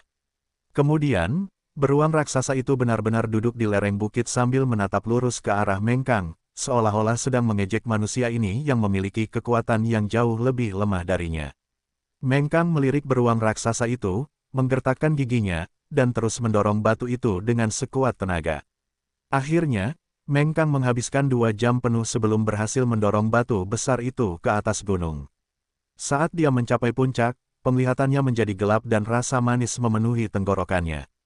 Dia hampir pingsan di tempat. Untungnya, Meng Kang percaya diri dengan daya tahannya. Meskipun tubuhnya mati rasa sampai-sampai hampir tidak bisa bergerak, dia masih berhasil berdiri tegak di atas kakinya. Boom! Gemuruh! Asteris! Beruang barbar itu menggelindingkan bola batu besar itu menuruni gunung, momentumnya mengejutkan. Setelah menghabiskan bola batu itu, beruang raksasa itu perlahan berjalan di depan Meng Kang dan menyenggol lengan Meng Kang dengan pantatnya yang gemuk, memberi isyarat kepadanya untuk mempelajari tindakannya.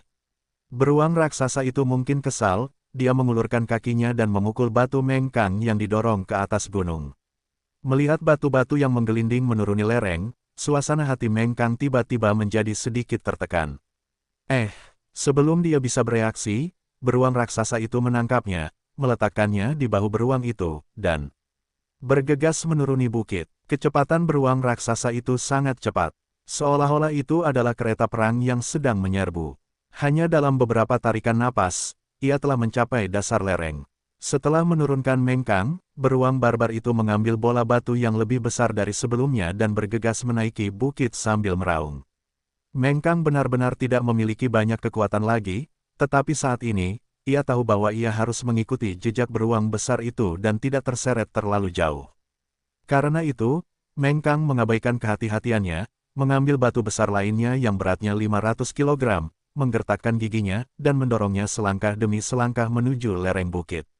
Ia tidak tahu apa efek dari metode latihan ini, tetapi ia bersedia untuk percaya pada pembunuh tua itu, dan ia ingin percaya pada beruang raksasa ini. Tidak ada yang lain dalam hidup ini selain mencoba.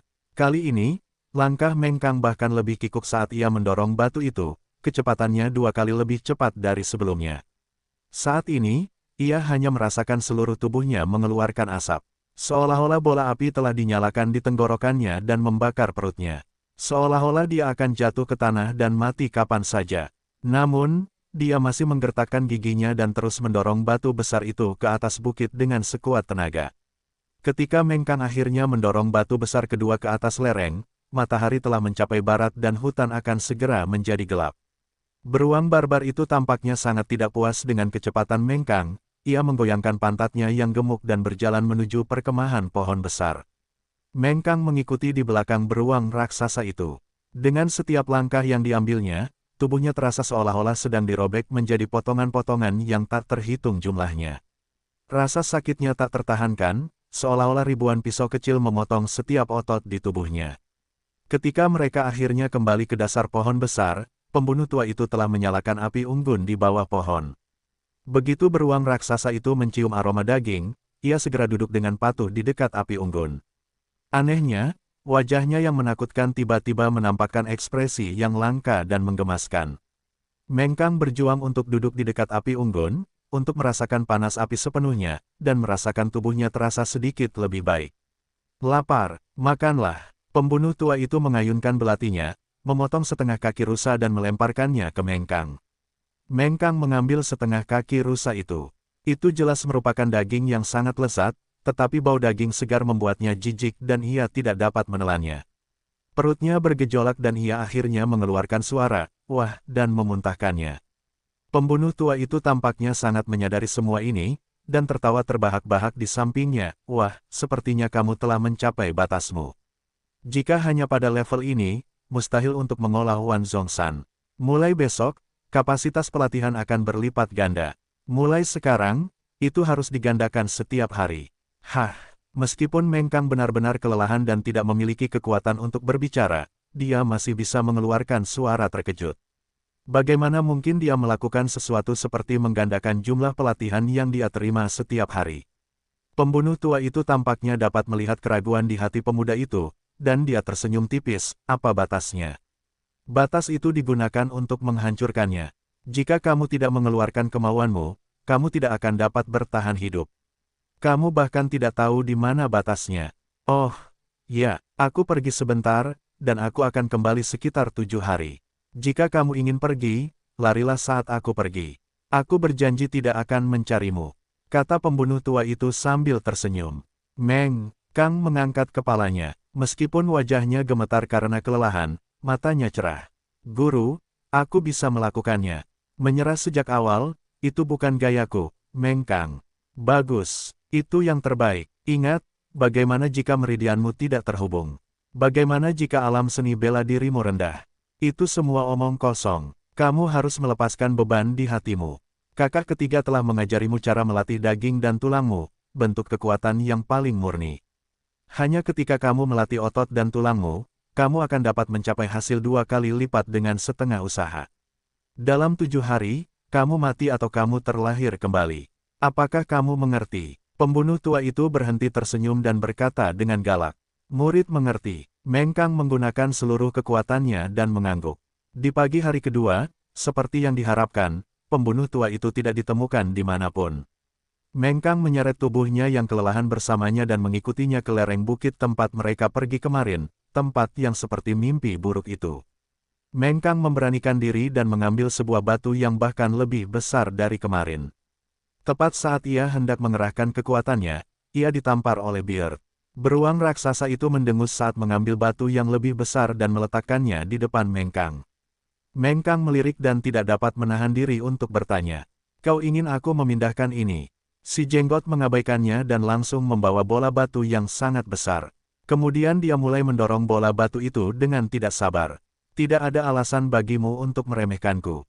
Meng Kang menggelengkan kepalanya. Dia menyingkirkan semua gangguan dan berusaha sekuat tenaga untuk menghadapi batu besar di depannya. Hari demi hari berlalu, hari demi hari. Meng Kang terus menantang batasnya berkali-kali, terkadang bahkan menghabiskan seharian untuk bergerak inci demi inci, baru kemudian dia mengirim batu besar ke atas lereng. Secara bertahap, dalam permainan mendorong batu yang sederhana ini, Meng Kang memperoleh banyak hal.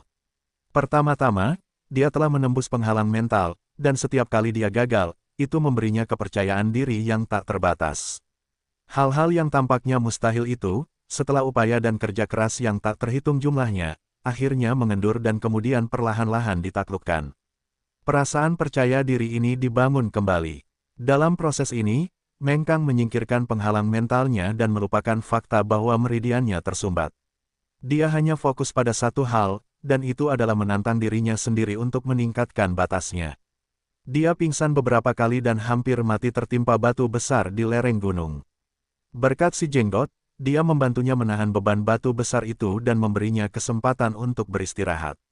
Dalam permainan yang tampaknya sederhana ini, pria dan beruang ini sebenarnya telah menjalin semacam saling pengertian, atau bisa disebut hal aneh yang disebut persahabatan. 7 hari berlalu dengan cepat. Sejak hari pertama, Meng Kang mengerahkan 2 hingga 300 kg kekuatan, sampai-sampai dia tidak bisa makan. Pada hari ke-7, dia tidak hanya berhasil mendorong batu seberat 1000 kg ke atas, dia bahkan berencana untuk menantang batu seberat 3000 kg itu. Meng Kang merasa bahwa dia tidak pernah sekuat sekarang. Setiap otot tubuhnya telah dipaksa untuk mengeluarkan potensinya, yang lebih dari 10 kali lebih kuat dari sebelumnya. Baik itu kekuatan fisik atau daya tahannya, keduanya telah meningkat pesat. Kadang-kadang, dia bahkan merasa sedikit takut. Apakah ini benar-benar kekuatannya? Keadaan meridiannya yang tersumbat belum membaik, dan energi internalnya belum mencapai tingkat yang dapat menghancurkan baju besi. Hanya saja otot-ototnya menjadi beberapa kali lebih kuat, dan kekuatan fisiknya meningkat beberapa kali lipat. Apakah benar-benar karena potensi setiap orang? Akhirnya, hari yang ditentukan pada hari ketujuh pun tiba di bawah langit malam, hutan penjara hitam tampak sangat sunyi. Hanya suara derak api di depannya yang terdengar. Pembunuh tua itu seperti hantu, diam-diam muncul di bawah rumah pohon, membawa tas besar di punggungnya. Wajahnya tampak agak lelah, dan tubuhnya benar-benar berlumuran darah. Beberapa bagian pakaiannya sudah tertutup koreng darah, tetapi tidak diketahui apakah darah ini miliknya sendiri atau milik orang lain. "Guru, apakah Anda baik-baik saja?" Pembunuh tua itu meliriknya, dan tertawa datar, "Saya sudah tua, saya sudah tua." Jika saat itu, orang tua ini tidak akan berada dalam kondisi yang menyedihkan. "Malam ini adalah malam yang baik, kemarilah." Meng Kang sedikit tertegun, tetapi dia tetap berdiri dan berjalan di depan pembunuh tua itu. "Tidak buruk, sepertinya kamu bekerja keras selama 7 hari ini. Tetapi tahukah kamu, jika dia memaksakan potensinya hingga batasnya, dia akan mati. Jika kamu terus berlatih seperti ini, paling lama dalam 3 hari, vitalitasmu akan habis dan kamu akan mati karena kelelahan." Petik 2. Hah. Ketika Meng Kang mendengar pembunuh tua itu berbicara seperti itu, dia sedikit terkejut. Tiba-tiba, pembunuh tua itu melepaskan sebagian energi dari tangannya dan menekannya di punggung Meng Kang. Tubuh Meng Kang membeku, dia merasa bahwa kesadaran tubuhnya dengan cepat meninggalkan tubuhnya, seperti air pasang surut, tidak dapat diurus. Setelah kehancuran, dunia akan hancur. Matahari akan padam, dan langit dan bumi akan dipenuhi dengan kesedihan dan kegembiraan. Jiwa akan digantikan dengan darah. Pembunuh tua itu meraung, tangan kirinya menopang tubuh Meng Kang, dia menebas dengan tangan kanannya berulang kali, dan tak lama kemudian dia mengeluarkan sebuah lubang pohon besar, cukup besar untuk menampung seseorang, pembunuh tua itu. Melemparkan Meng Kang ke dalam lubang pohon yang baru saja digali, dan kemudian menuangkan semua barang dari tas besar ke dalam lubang pohon. Tas itu terlihat biasa, tetapi sebenarnya terbuat dari jahitan ketat sutra emas, sehingga tidak ada setetes air pun yang akan bocor keluar. Yang keluar adalah sekantong besar darah binatang buas. Begitu aroma darah binatang buas yang tidak diketahui ini dilepaskan, beruang barbar yang berjongkok di samping tiba-tiba bereaksi. Beruang itu berdiri tegak dan matanya merah, seolah-olah telah bertemu musuh bebuyutan. Pada saat yang hampir bersamaan, hutan yang awalnya tenang tampaknya terbangun dalam sekejap. Segala macam suara aneh datang dari segala arah, dan itu menjadi gelisah. Itu sebenarnya 100 kali lebih hidup daripada siang hari. Pembunuh tua itu tidak tergerak, dia terus menuangkan darah binatang buas ke dalam lubang pohon, dan hanya ketika darah binatang buas telah menutupi leher Meng Kang, apakah dia melemparkan tas yang layu itu ke dalam api unggun. Anehnya, kantong itu tidak terbakar oleh api. Sebaliknya, kantong itu terbakar semakin panas. Kantong itu menggulung menjadi bola, memancarkan kilau kemasan. Pembunuh tua itu menatap lekat-lekat lubang pohon itu sampai darah binatang itu diserap oleh pohon besar itu.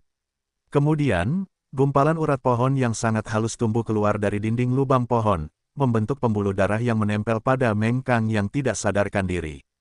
Baru kemudian dia menutup matanya dan dengan paksa mengeluarkan seteguk udara kotor.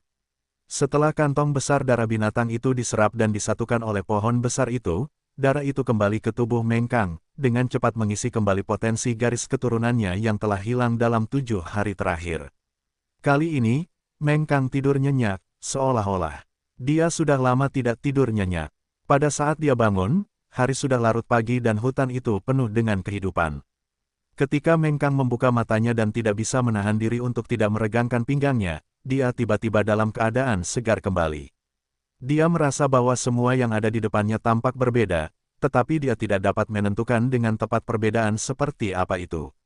Dunia di depan matanya tampak menjadi lebih hidup dan nyata. Baik itu tikus bambu kecil yang baru saja menjulurkan kepalanya dari jarak 100 langkah dari tanah, atau urat daun hijau yang jernih di pohon di depannya, semua informasi tersimpan di telinga Meng Kang dan di kedalaman matanya. Yang terpenting adalah seluruh tubuhnya dipenuhi dengan kekuatan. Itu adalah kekuatan yang segar dan meledak. Kaki Meng Kang melesat keluar, dia hanya merasakan betisnya mengencang, seperti ledakan mesiu, dan semburan kekuatan melemparkannya langsung ke langit. Boom, ayo. Kepala Mengkang tiba-tiba membentur dahan pohon, menyebabkan dia dan dahan yang patah jatuh ke tanah. Apakah tubuh yang kuat ini benar-benar miliknya? Mengkang terkejut sekaligus senang. Dia menoleh dan melihat pembunuh tua itu sedang mengemasi ranselnya, sementara Beard berbaring patuh di depannya, sesekali mendengus keras. Guru, kau akan pergi? Tanya Mengkang. Pembunuh tua itu mendongak dan tertawa, efek dari darah naga kadal itu tidak buruk, kan? Kalau aku 10 tahun lebih muda, aku bisa menjadi lebih baik. Berusahalah keras dalam kultivasimu, dan aku akan berjalan-jalan di sekitar hutan untuk mendapatkan beberapa barang bagus untukmu. Mengkang segera mengerti bahwa pembunuh tua itu telah mempertaruhkan nyawanya untuk mendapatkan darah naga pengintai. Karena dia tidak mampu membalas kebaikannya, dia hanya bisa membungkuk dalam-dalam. Kita masih dibatasi 7 hari. 7 hari kemudian, aku akan bisa mendapatkan esensi darah binatang yang lebih kuat, dan kau harus siap secara mental. Jika tubuhmu tidak cukup kuat untuk menahan kekuatan darah binatang, tubuhmu akan meledak dan kau akan mati, dan aku tidak akan bisa menyelamatkanmu. Mengkang bersemangat dalam hatinya, dan sekali lagi menggenggam kedua tangannya sampai akhir. Dalam sekejap mata, sosok pembunuh tua itu menghilang ke lautan pepohonan yang luas. Mengkang bersorak, semangat juangnya meningkat. Bersama dengan si jenggot, ia terus mendorong batu-batu itu. Kali ini, dengan kekuatan darah naga kadal sebagai fondasinya, kekuatan Mengkang telah meningkat pesat. Tidak peduli apakah itu berat batu yang ia ambil, atau kecepatan ia mendorong batu itu ke atas, itu benar-benar berbeda dari sebelumnya. Seperti yang diharapkan, pembunuh tua itu tiba 7 hari kemudian dengan sekantong darah ular. Aku benar-benar tidak tahu bagaimana pembunuh tua itu mendapatkan darah ular ketakutan. Mengkang berbaring di rongga pohon dan dengan gila-gilaan menyerap darah ular takut. Setiap otot dan tulangnya diperkuat oleh darah binatang buas itu. Proses ini berlanjut selama 3 bulan penuh. Setiap 7 hari, pembunuh tua itu akan membawa sekantong darah binatang buas, dan pangkatnya semakin tinggi. Di bawah darah binatang buas yang ganas ini, tubuh Mengkang menjadi jauh lebih agung dan lebih tinggi dari sebelumnya. Kekuatan dan ketangguhan tubuhnya juga meningkat lebih dari 10 kali lipat. Seiring berjalannya waktu, permainan dorong gunung si jenggot juga secara bertahap mengalami beberapa perubahan. Ketika kekuatan Mengkang secara bertahap meningkat dan dia mampu memindahkan batu besar seberat 10.000 kg itu ke atas lereng, seperti yang dilakukannya, si jenggot mulai menghancurkannya dengan beberapa batu yang lebih kecil sementara Mengkang mendorong batu besar itu ke atas lereng. Kang awalnya mengira bahwa beruang barbar ini telah tumbuh menjadi binatang buas, tetapi kemudian dia menyadari bahwa ini juga salah satu cara untuk berlatih. Pertama, ketika bola-bola batu seukuran kepalan tangan itu mengenai tubuhnya, rasa sakit membuatnya menggertakkan giginya kesakitan. Kemudian, ia harus khawatir tentang mendorong batu-batu besar ke atas lereng, yang tiba-tiba membuat kesulitannya jauh lebih tinggi. Mengkang awalnya ingin berunding dengannya, tetapi ia ditampar ke tanah oleh beruang raksasa itu. Beberapa hari berikutnya, kesulitan permainan mendorong batu menjadi semakin tinggi. Beruang raksasa di lereng bukit semakin tidak ringan maupun berat. Batu-batu yang dilempar ke bawah semakin besar dan besar. Dari ukuran kepalan tangan hingga ukuran semangka, bahkan batu-batu seukuran batu giling pun dilempar ke bawah. Jika Mengkang ingin mendorong batu besar itu ke atas bukit, ruangan yang bisa dihindarinya akan sangat kecil. Sebagian besar waktu, dia hanya bisa menerima pukulan itu secara langsung, tubuhnya hancur dengan memar. Namun, semakin seperti ini, semakin marah Mengkang, dia ingin mengambil risiko dan mengerahkan seluruh tenaganya, menghalangi meriam Beard saat dia menyerang ke lereng bukit. Anehnya, setiap kali dia selesai berlatih, dia akan dipenuhi luka-luka. Namun, selama dia tidur nyenyak, ketika dia bangun keesokan paginya, selain otot-ototnya yang sedikit sakit, sebagian besar lukanya akan sembuh. Mengkang sangat menyadari bahwa karena pembunuh tua itu membawa sebagian darah binatang setiap 7 hari, alasan mengapa tubuhnya menjadi begitu kuat kemungkinan besar karena efek dari darah binatang itu. Dalam hatinya, dia diam-diam mengkhawatirkan orang tua itu. Dia hanya berharap dia terlalu lemah. Kalau tidak, dia tidak akan membutuhkan orang tua itu untuk berjuang keras demi hidupnya. Oleh karena itu, semakin banyak Mengkang berlatih, semakin dia berjuang. Setiap hari, ia hanya akan memikirkan satu hal, yaitu menjadi lebih kuat. Menjadi lebih kuat. 3 bulan kemudian, Meng Kang masih bermain dengan Beard, mendorong batu ke atas gunung. Akan tetapi, suasana telah berubah total. Beard berdiri tegak, mengangkat batu besar berukuran besar yang sudah tidak dipakai di atas kepalanya, dan melemparkannya ke bawah dengan sekuat tenaga sambil memamerkan giginya. Boom! Batu siput dibawa terbang oleh Meng Kang, dan berguling menuruni bukit dengan suara gemuruh yang keras. Ketika Meng Kang dipukul di bagian belakang bahunya, ia hanya terpuruk berat, dan terbenam setengah inci ke dalam tanah. Ia sama sekali tidak tampak terluka, dan terus mendorong batu besar, yang beratnya puluhan ribu kilogram, ke atas lereng selangkah demi selangkah. Beard akhirnya mengeluarkan raungan yang tidak diinginkan. Saat keempat anggota tubuhnya menyentuh tanah, ia menggoyangkan surai di tubuhnya dan perlahan berjalan menuruni bukit. Karena sejak saat itu, batu itu tidak lagi memiliki cara untuk menghentikan Meng Kang di matanya. Manusia kecil ini sudah memiliki kekuatan yang tidak lebih lemah dari beruang barbar, dan ketebalan kulit dan dagingnya bahkan lebih kuat dari miliknya sendiri. 100 langkah dari rumah pohon besar itu ada aliran sungai yang mengalir deras. Meng Kang saat ini tergeletak di sungai, dan membiarkan aliran sungai melewatinya. Pori-pori di sekujur tubuhnya perlahan terbuka, dengan rakus menyerap air. Setelah 3 bulan penuh kerja keras, si jenggot akhirnya mengakhiri permainan lebih awal. Sinyal ini berarti tidak ada lagi yang bisa diajarkan tentangnya, yang berarti, Meng Kang sudah mempelajari Wan Zhongshan. Meskipun dia sangat jelas tentang perubahan besar yang terjadi pada tubuhnya, Meng Kang masih merasa sulit untuk mempercayainya. Meng Kang menatap sungai dengan linglung. Pada tingkat ini, jika dia mempelajari 8 set teknik berduri, dan memiliki kekuatan yang cukup, dia pasti akan pergi ke ibu kota untuk menemukan cara untuk berpartisipasi dalam ujian besar yang diadakan setiap 3 tahun sekali. Hanya dengan berada di peringkat 3 teratas ujian besar, dia akan tahu apa misi memasuki Flos Lonicerai. Bocah bau, berapa lama kau akan tinggal? Bangun, biarkan orang tua ini melihat seberapa banyak yang telah kau peroleh. Mengikuti teriakan pembunuh tua yang meledak-ledak, Meng Kang membalikkan tubuhnya dari sungai seperti ikan mas dan melompat di depan pembunuh tua itu. Kakak ketiga, serang. Pembunuh tua itu melambaikan tangannya, dan beruang barbar di sampingnya menyerbu ke depan dengan suara gemuruh. Meng Kang tidak terburu-buru saat dia mengulurkan kedua tangannya untuk menangkis telapak tangan beruang raksasa itu. Pria dan beruang itu beradu, dan mereka mulai bergulat.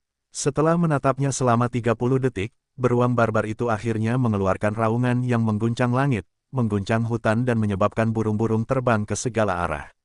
Meng Kang merasa seluruh tubuhnya penuh dengan kekuatan, lengannya perlahan terdorong ke depan, dan benar-benar mendorong lengan Beard hingga sedikit menekuknya. Mata pembunuh tua itu berkilat aneh, seolah-olah dia tidak percaya. Cukup, lepaskan, teriak pembunuh tua itu. Meng Kang tentu saja mendengarkan gurunya, dan dengan lambaian tangannya, dia dengan lembut mendorong Beard menjauh. Di sisi lain, Beard bertindak seolah-olah dia telah memprovokasi seekor binatang buas dan menamparnya. Pembunuh tua itu tiba-tiba meraung. Meng Kang terkejut, dia secara tidak sadar tidak bergerak dan benar-benar ditampar di bahu oleh beruang raksasa itu. Sebuah kekuatan besar datang dari bahunya, dan langsung menghantam Meng Kang hingga terpental, dan dia dengan kejam menabrak pohon tua. Retak, pohon tua setebal mangkuk itu tidak dapat menahan kekuatan yang sangat besar ini dan terbelah menjadi 2 bagian. Ini menunjukkan betapa kuatnya kekuatan ini. Meng Kang menegakkan punggungnya saat dia menatap pembunuh tua itu dengan bingung. Beruang barbar, di sisi lain, tampaknya telah memulihkan wajahnya dan, seolah-olah telah memenangkan pertempuran besar, dengan senang hati duduk. Meng Kang berpikir sejenak dan segera bereaksi. Bagaimana tubuhnya bisa begitu kuat? Bahkan dapat menahan satu pukulan dari beruang barbar yang terkenal.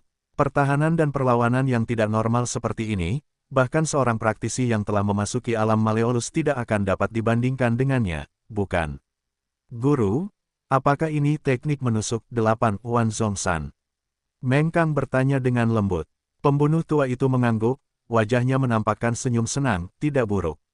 Kamu sudah menguasai bagian pertama dari teknik menusuk. Bagian pertama adalah tentang kekuatan tubuh fisikmu, dan itu tidak lebih lemah dari bagian ketiga.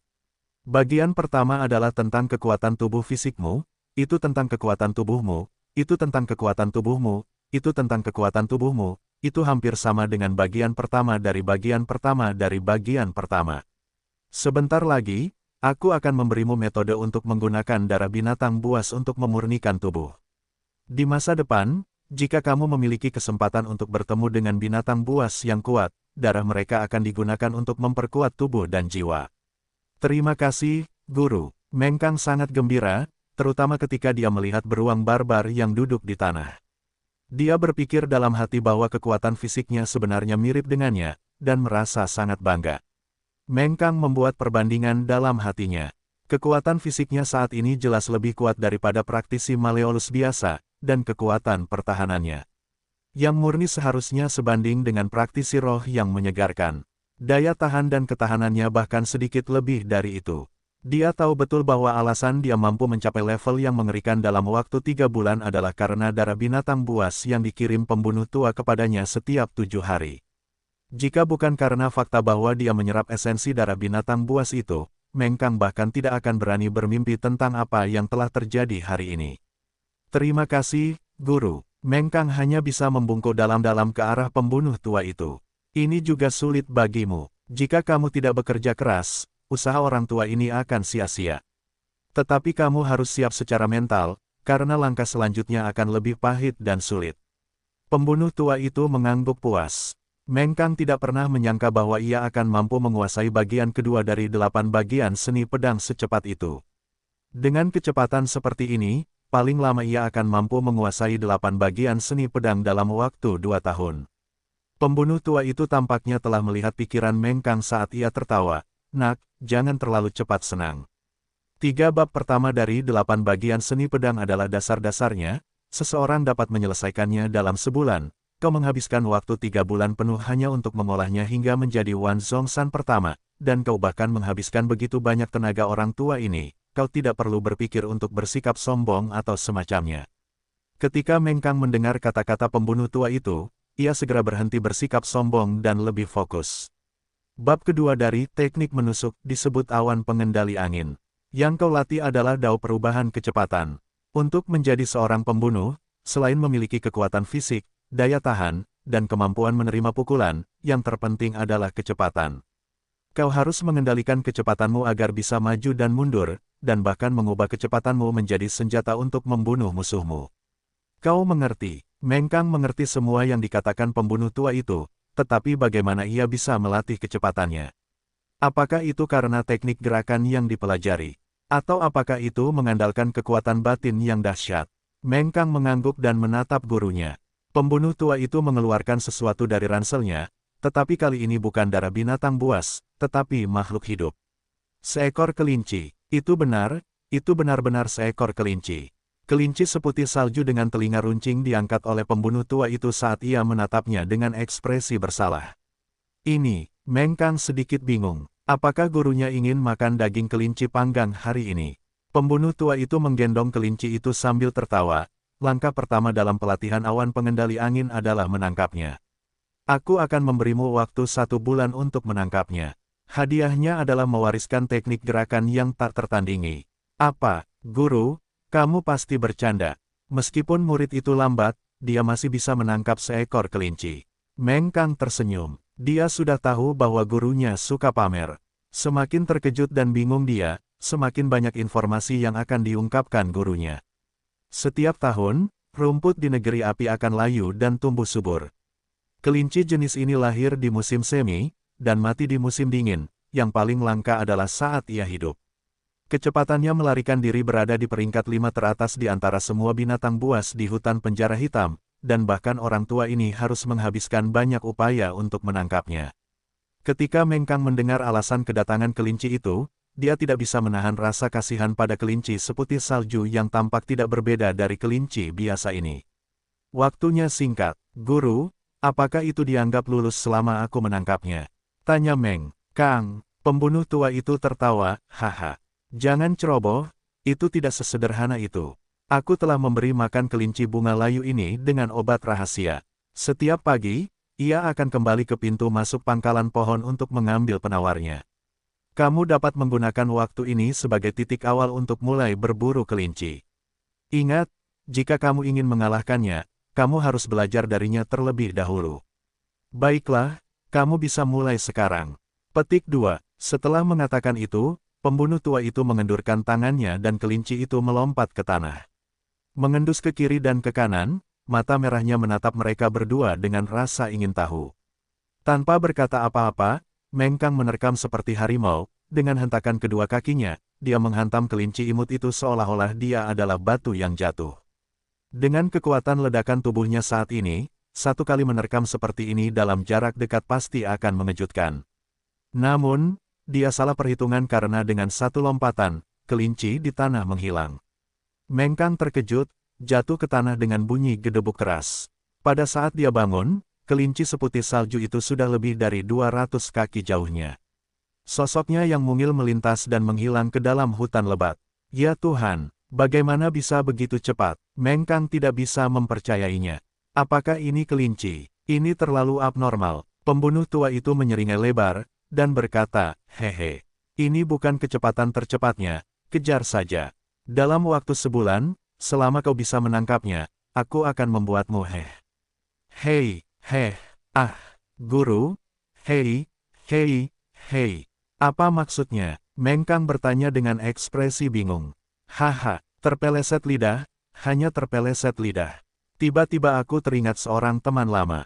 Nak, kali ini, aku tidak akan mendukungmu lagi, semuanya terserah padamu. Pergi dan tangkap dia. Pembunuh tua itu tertawa. Jenggot di sampingnya menggelengkan kepalanya, seolah-olah dia merasa menyesal. Selangkah demi selangkah, dia menyingkirkan jerami dan memasuki hutan lebat. 3 hari berikutnya sangat menyedihkan bagi Meng Kang, karena dia sama sekali tidak dapat mendekati kelinci yang sangat aneh itu. Kewaspadaan kelinci layu ini sangat kuat. Terakhir kali, Meng Kang hanya berjalan 20 langkah sebelum dia ditemukan olehnya. Terlebih lagi, saat dia menemukan bahaya, kelinci seputih salju itu akan segera melarikan diri. Saat ia mengibaskan kakinya, ia akan hilang tanpa jejak. Bahkan jika Meng Kang mengejarnya dan menggunakan seluruh kekuatannya untuk berlari liar, ia hanya dapat memperpanjang waktu kelinci itu berada dalam pandangannya. Ia telah dikalahkan 3 hari berturut-turut, tetapi ia bahkan tidak mendapatkan sehelai bulu kelinci pun. Tentu saja, ia sedang dalam suasana hati yang tertekan. Jika bukan karena kelinci yang muncul tepat waktu di samping rumah pohon setiap pagi untuk menjilati penawar racun yang ditinggalkan pembunuh tua itu di akar pohon, Meng Kang mungkin tidak akan melihatnya. Kelinci putih besar itu jelas tidak terlalu peduli dengan remaja manusia yang menerkamnya saat ia melihatnya, tetapi gerakannya sangat lambat sehingga seolah-olah kelinci putih besar itu sedang menggodanya. Meng Kang hanya bisa berkonsentrasi mengejar kelinci-kelinci itu, berlari seperti orang gila. Setelah mengejar selama 10 hari, kakinya akhirnya mulai bergerak semakin cepat. Dengan menggunakan kekuatannya, satu hentakan sudah lebih dari 30 meter.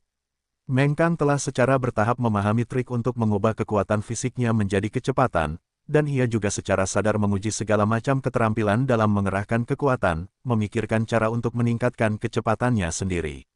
Dan guru terbaik di depannya adalah kelinci yang bahkan lebih cepat dari angin pilihan tempat pendaratan kakinya, dukungan dari otot-ototnya, perubahan kecepatan angin, serta prediksinya tentang rintangan di medan semuanya merupakan bagian dari perhitungan Meng Kang yang cermat. Seorang bijak agung dari ras iblis pernah mengeluh bahwa alasan mengapa manusia kuat adalah karena mereka cerdas. Itu karena mereka selalu mencari cara yang lebih kuat untuk terus meningkatkan diri.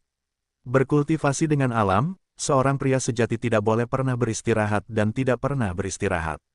Meng Kang meneriakkan slogannya sambil mengejar kelinci yang penuh kebencian itu dengan putus asa. Apa pentingnya baginya, bernapas dengan berat adalah hal yang mudah. Selama dia mengertakkan gigi dan bertahan, dia akan mampu menanggung semuanya. Sejak Meng Kang menghilang dari awal, hingga setengah bulan kemudian, dia hampir tidak mampu menjaga kelinci mekar layu dalam jangkauan penglihatannya, baik dalam jarak 50 atau 100 langkah. Baginya, ini adalah perubahan yang sangat jelas. Tidak hanya itu, Meng Kang masih terus berlari tanpa henti, saat dia perlahan-lahan menjadi tenang dan mulai mempelajari gerakan kelinci mekar layu ini. Dia melompat dan menghentakkan kakinya, dan semua energi yang digunakan dan perubahan pada otot-ototnya semuanya diamati oleh Meng Kang, yang secara bertahap menjadi semakin banyak digunakan. Di tengah pengejaran yang tidak disadari ini, sosok Meng Kang, gerak kaki, kecepatan, dan penilaian lingkungan semuanya mengalami peningkatan yang cepat. Tetap saja, dia tidak dapat menangkap kelinci sialan itu. Setelah 21 hari berlalu, Meng Kang akan berlari-lari dengan putus asa di hutan belantara. Dia memiliki perasaan samar bahwa saat berlari tanpa henti, dia telah membuat hubungan dengan tanah di bawah kakinya. Dengan kata lain, ada semacam kecocokan. Dia bahkan memiliki ilusi bahwa dia dilahirkan untuk berlari. Selain tidak dapat mengejar kelinci, berlari telah menjadi hal yang sangat menyenangkan dan mengasyikkan. Ketika sinar matahari pertama menyinari rumah pohon, Meng Kang dan kelinci yang layu telah memulai lari mereka yang intens dan bersemangat lagi. Kelinci itu berlari ke hutan, dan dia juga berlari ke hutan. Kelinci itu berlari ke atas bukit, dan dia berlari ke atas bukit. Kelinci itu mengarungi sungai, dan dia juga mengarungi sungai.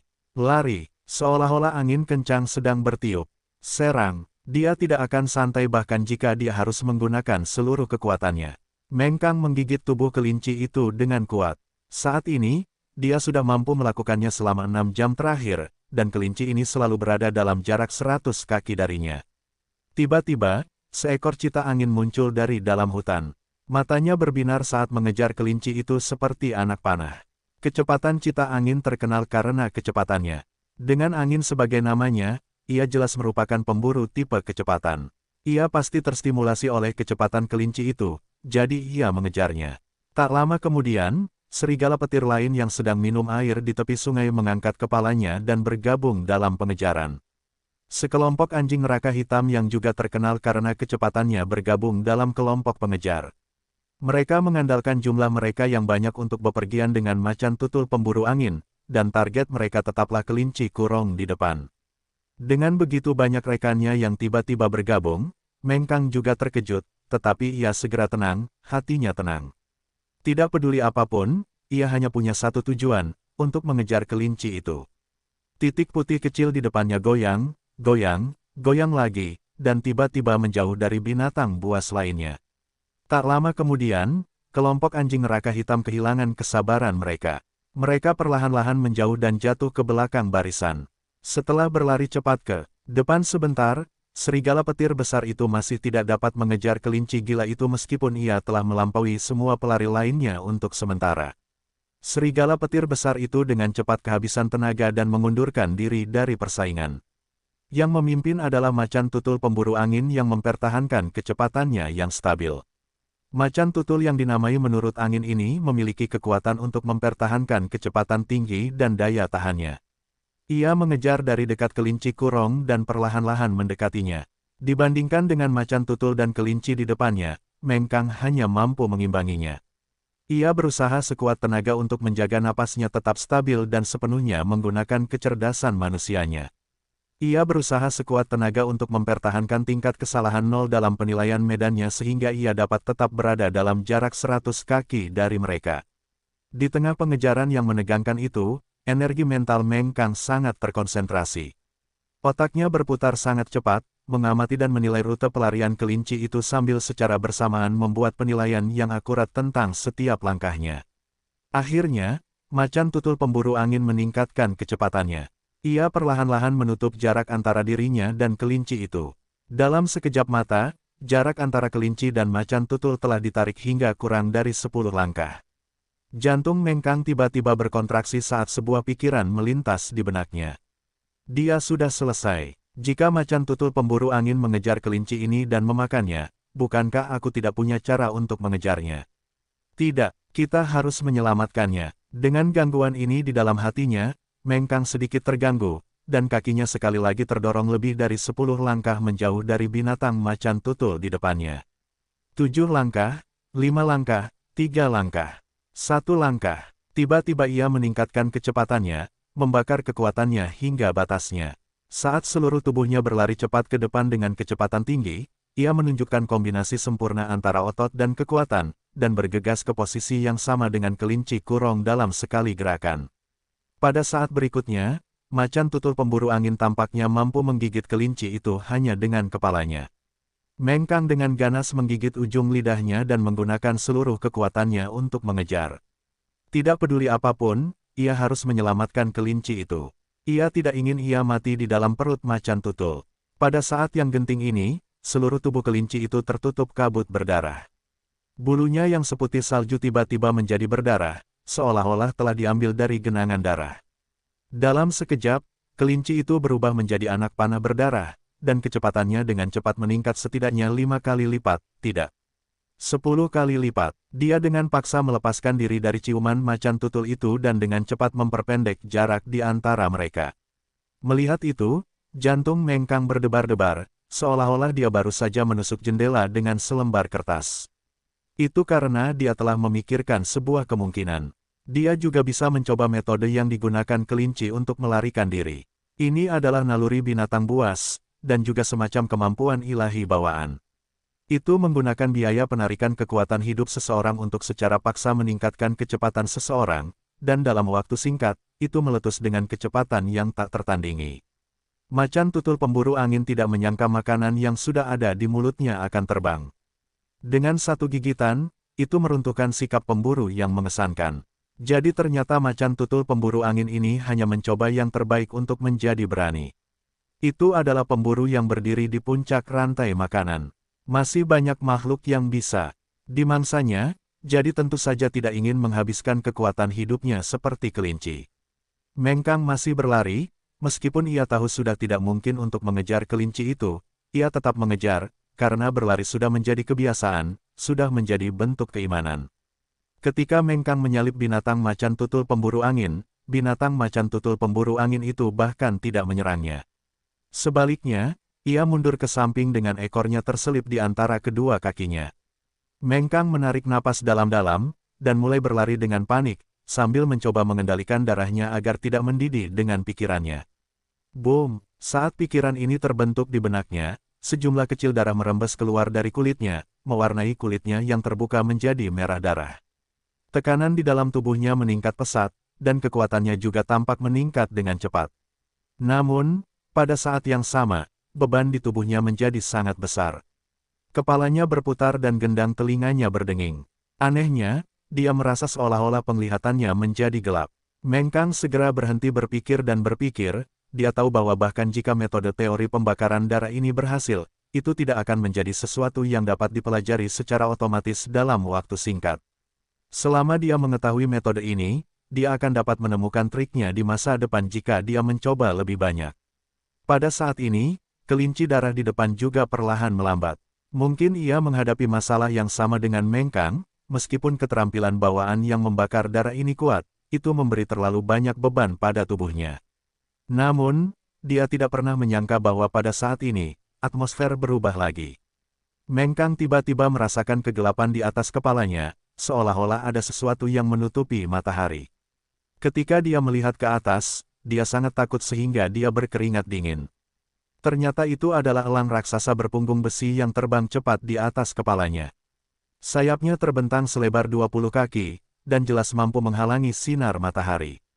Kecepatan terbang elang raksasa berpunggung besi itu luar biasa cepat dan mendekat dengan mengancam.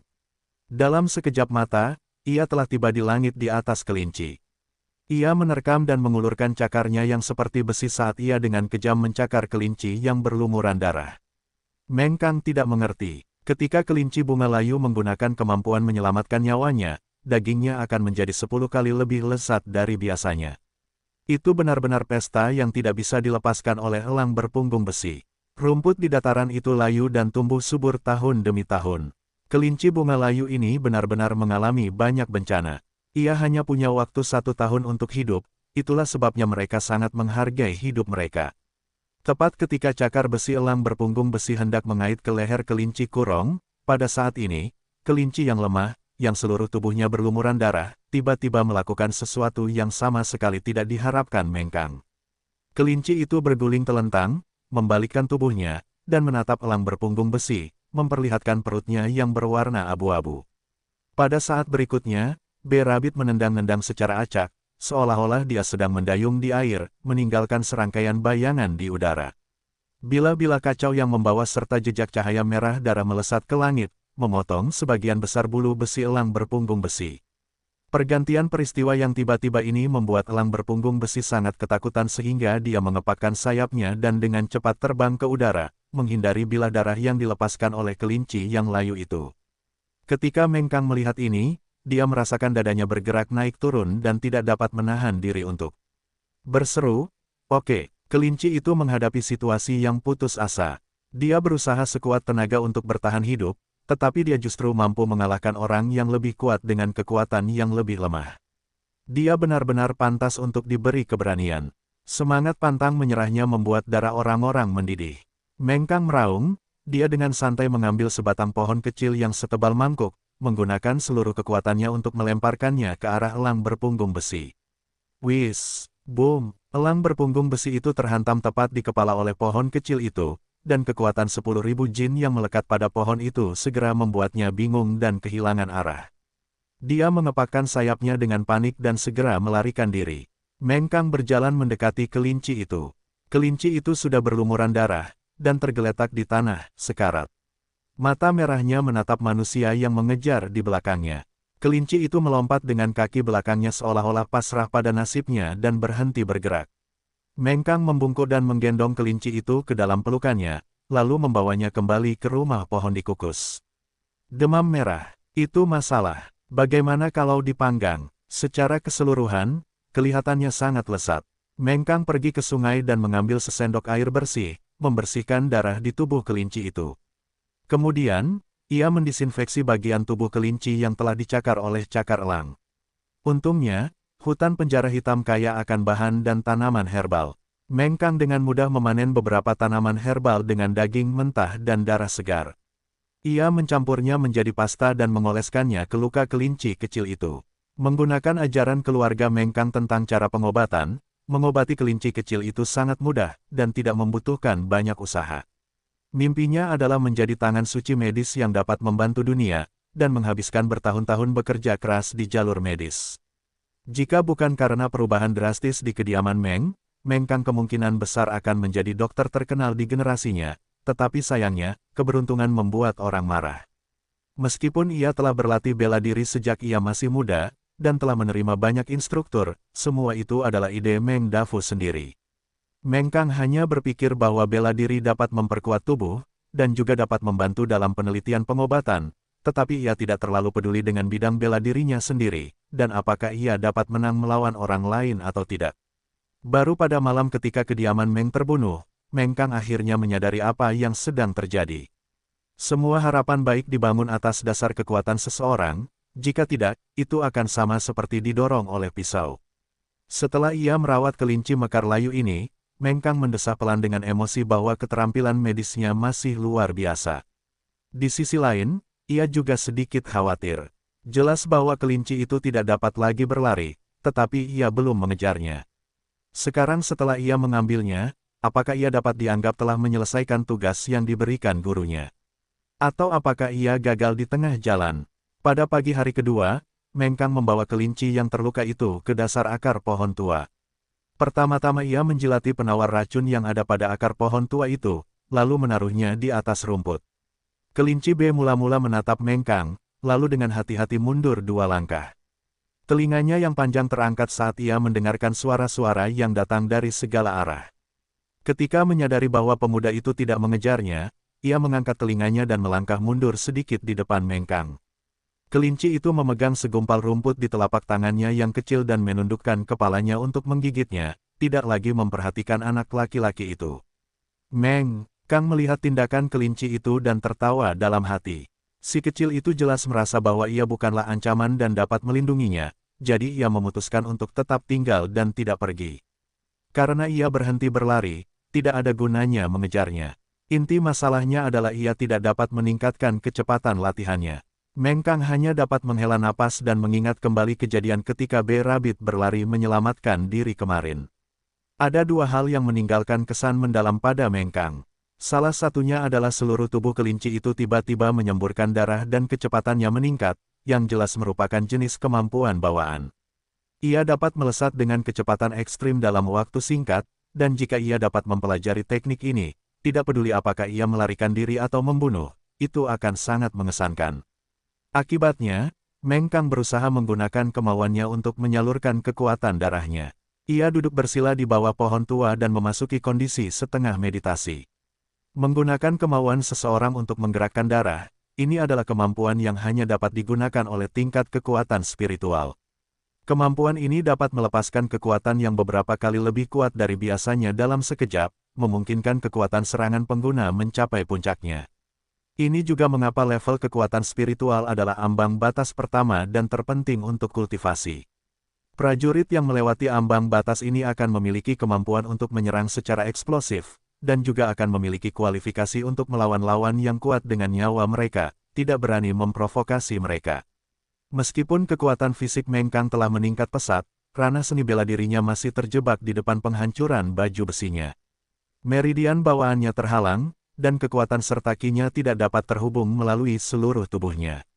Namun, ini tidak berarti bahwa dia tidak tahu trik untuk mencapai level kekuatan spiritual.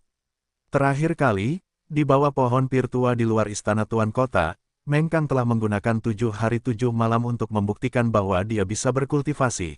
Tetapi jumlah kekuatan yang bisa dia gunakan beberapa puluh atau bahkan 100 kali lebih lemah dari level kekuatan spiritualnya. Demikian pula, menggunakan kemauan untuk mengalirkan darah ke setiap bagian tubuh adalah sesuatu yang dapat dilakukan oleh seorang praktisi alam akumulasi roh dalam waktu satu tarikan napas, tetapi Meng Kang akan membutuhkan total 6 jam. Akan tetapi, efek dari 6 jam ini hanya mampu menyebabkan 3 kali lipat darah mengalir ke betisnya. Meng Kang berdiri dengan ganas, dan sebelum ia dapat menggunakan kekuatan apapun di betisnya, ia jatuh dengan keras ke rumput seolah-olah ia telah kehilangan kesadaran. Meskipun darah telah dipindahkan ke betisnya dan otot-ototnya cukup kuat untuk menopangnya, tubuh Meng Kang masih belum terbiasa dengan perubahan yang begitu hebat.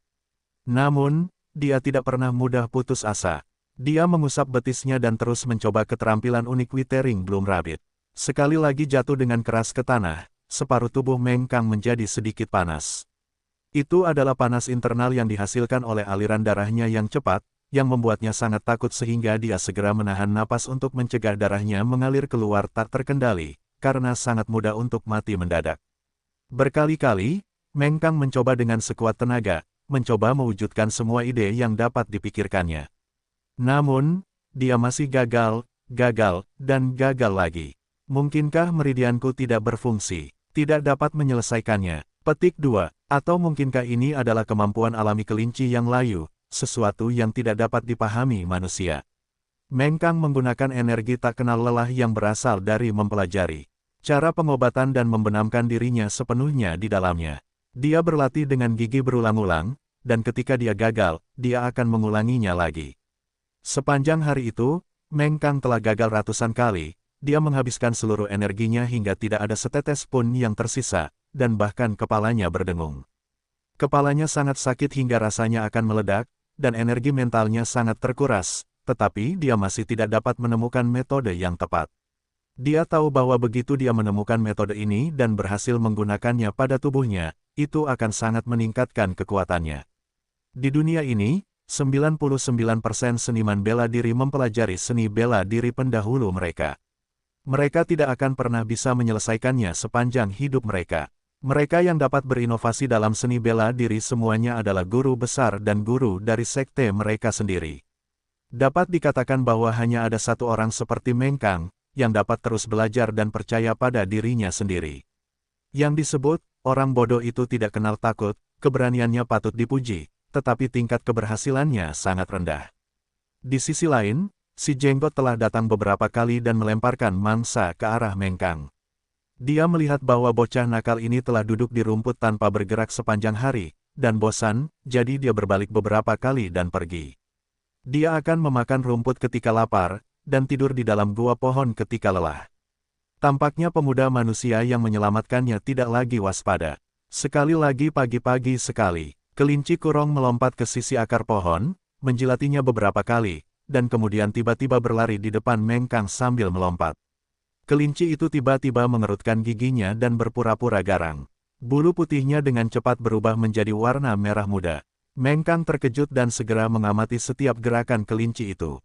Tetesan darah kecil yang tak terhitung jumlahnya merembes keluar dari bulu kelinci, mengubahnya menjadi kelinci darah. Setelah itu, kelinci darah itu tidak berlari, tetapi dengan hati-hati berputar 3 kali di tanah. Dengan jentikan bulunya, butiran darah itu berubah menjadi bola kabut darah dan menghilang menjadi ketiadaan. Mengkang menatap tajam pada perubahan pada tubuh kelinci yang layu itu, seolah-olah ada sesuatu yang mengalir melalui hatinya, seolah-olah dia hanya kehilangan sehelai kertas. Dia akan mengerti begitu hatinya hancur, tetapi sebelum itu terjadi, dia tidak dapat memikirkan penjelasannya. Kelinci itu berubah lagi, mengeluarkan tetesan darah kecil yang tak terhitung jumlahnya. Dia berubah kembali menjadi kelinci darah dan melompat ke atas pohon dengan kecepatan yang jauh lebih cepat dari sebelumnya. Mengkang mengerutkan kening, dia tidak dapat mengerti tidak peduli seberapa banyak dia memikirkannya. Meskipun dia hampir tidak dapat menggerakkan darah, tubuhnya masih tidak dapat melakukan sinkronisasi. Belum lagi melompat ke atas pohon seperti kelinci darah, bahkan lebih sulit untuk berjalan. Apa masalah dan perbedaannya? Darah. Itu pasti darah. Tidak salah lagi. Mengapa darahnya tidak bisa bekerja, tetapi darahku tidak? Petik 2. Kau tidak bisa melakukan ini. Mengkang menoleh untuk melihat dan melihat pembunuh tua itu muncul di belakangnya tanpa suara. Guru, lenganmu. Mengkang melangkah maju, ingin melihat luka pembunuh tua itu. Pembunuh tua itu mengangkat tas kain untuk menghentikan langkahnya, dan berkata dengan acuh tak acuh, tidak apa-apa, hanya setengah lengan. Aku sudah mengobati lukanya. Ada apa dengan kelinci ini? Kenapa dia tidak lari? Apa yang kau lakukan padanya? Wajah pembunuh tua itu menegang saat dia tiba-tiba bertanya dengan suara tegas. Mengkang segera menjelaskan, Guru, aku tidak melakukan apa-apa, aku hanya mengejarnya setiap hari. Kemarin saja terjadi kecelakaan dan ia ditangkap oleh elang raksasa berpunggung besi dan hampir kehilangan nyawanya, jadi aku menyelamatkannya. Benarkah? Sungguh cerita bagus yang kau buat. Lalu mengapa kau menyelamatkannya? Jika kau menyelamatkannya dan ia menjadi dekat denganmu, bagaimana kau akan berkultivasi? Orang tua ini paling membenci orang yang oportunis. Lupakan saja, aku tidak punya kesabaran untuk mengajarimu. Ini adalah inti teknik kultivasi dari. Kau dapat membawanya untuk berlatih sendiri. Dengan itu, pembunuh tua itu mengeluarkan sebuah buku kecil dan melemparkannya di depan Mengkang. Mengkang sedikit tercengang oleh pukulan tiba-tiba ini. Ia berdiri terpaku di tanah, tidak berani mengulurkan tangannya untuk mengambil yang telah ia dambakan dalam mimpinya. Untuk apa kau masih berdiri di sana? Nasib guru dan murid kita telah berakhir. Darah binatang di sakuku seharusnya menjadi milikmu, tetapi sekarang setelah aku berubah pikiran, aku akan menyimpannya untuk diriku sendiri untuk dinikmati. Pergilah, pergilah sekarang, pergilah ke utara dan kau bisa meninggalkan hutan penjara hitam. Ingat, kau tidak boleh kembali. Kau tidak boleh menyebut-nyebut namaku kepada siapapun. Jika kau tidak bisa melakukannya, aku akan membunuhmu. Semakin pembunuh tua itu berbicara, semakin keras suaranya, dan ekspresi di wajahnya menjadi semakin menyeramkan. Mengkang merasa seolah-olah dadanya sedang dihantam oleh palu besar, hatinya sakit untuk Moming. Dia tahu bahwa gurunya memiliki temperamen yang buruk, tetapi dia tidak pernah menyangka hal itu terjadi begitu tiba-tiba. Apa yang telah dia lakukan salah? Bukankah seharusnya dia menyelamatkan kelinci itu? Atau mungkinkah bakatnya terlalu lemah, dan bahkan setelah menghabiskan hampir sebulan, dia masih belum dapat mengejarnya, dan gurunya telah kehilangan kesabarannya. Pergi. Aku tidak ingin melihatmu, hanya melihatmu membuatku kesal, enyahlah. Nada suara pembunuh tua itu menjadi beberapa tingkat lebih tinggi.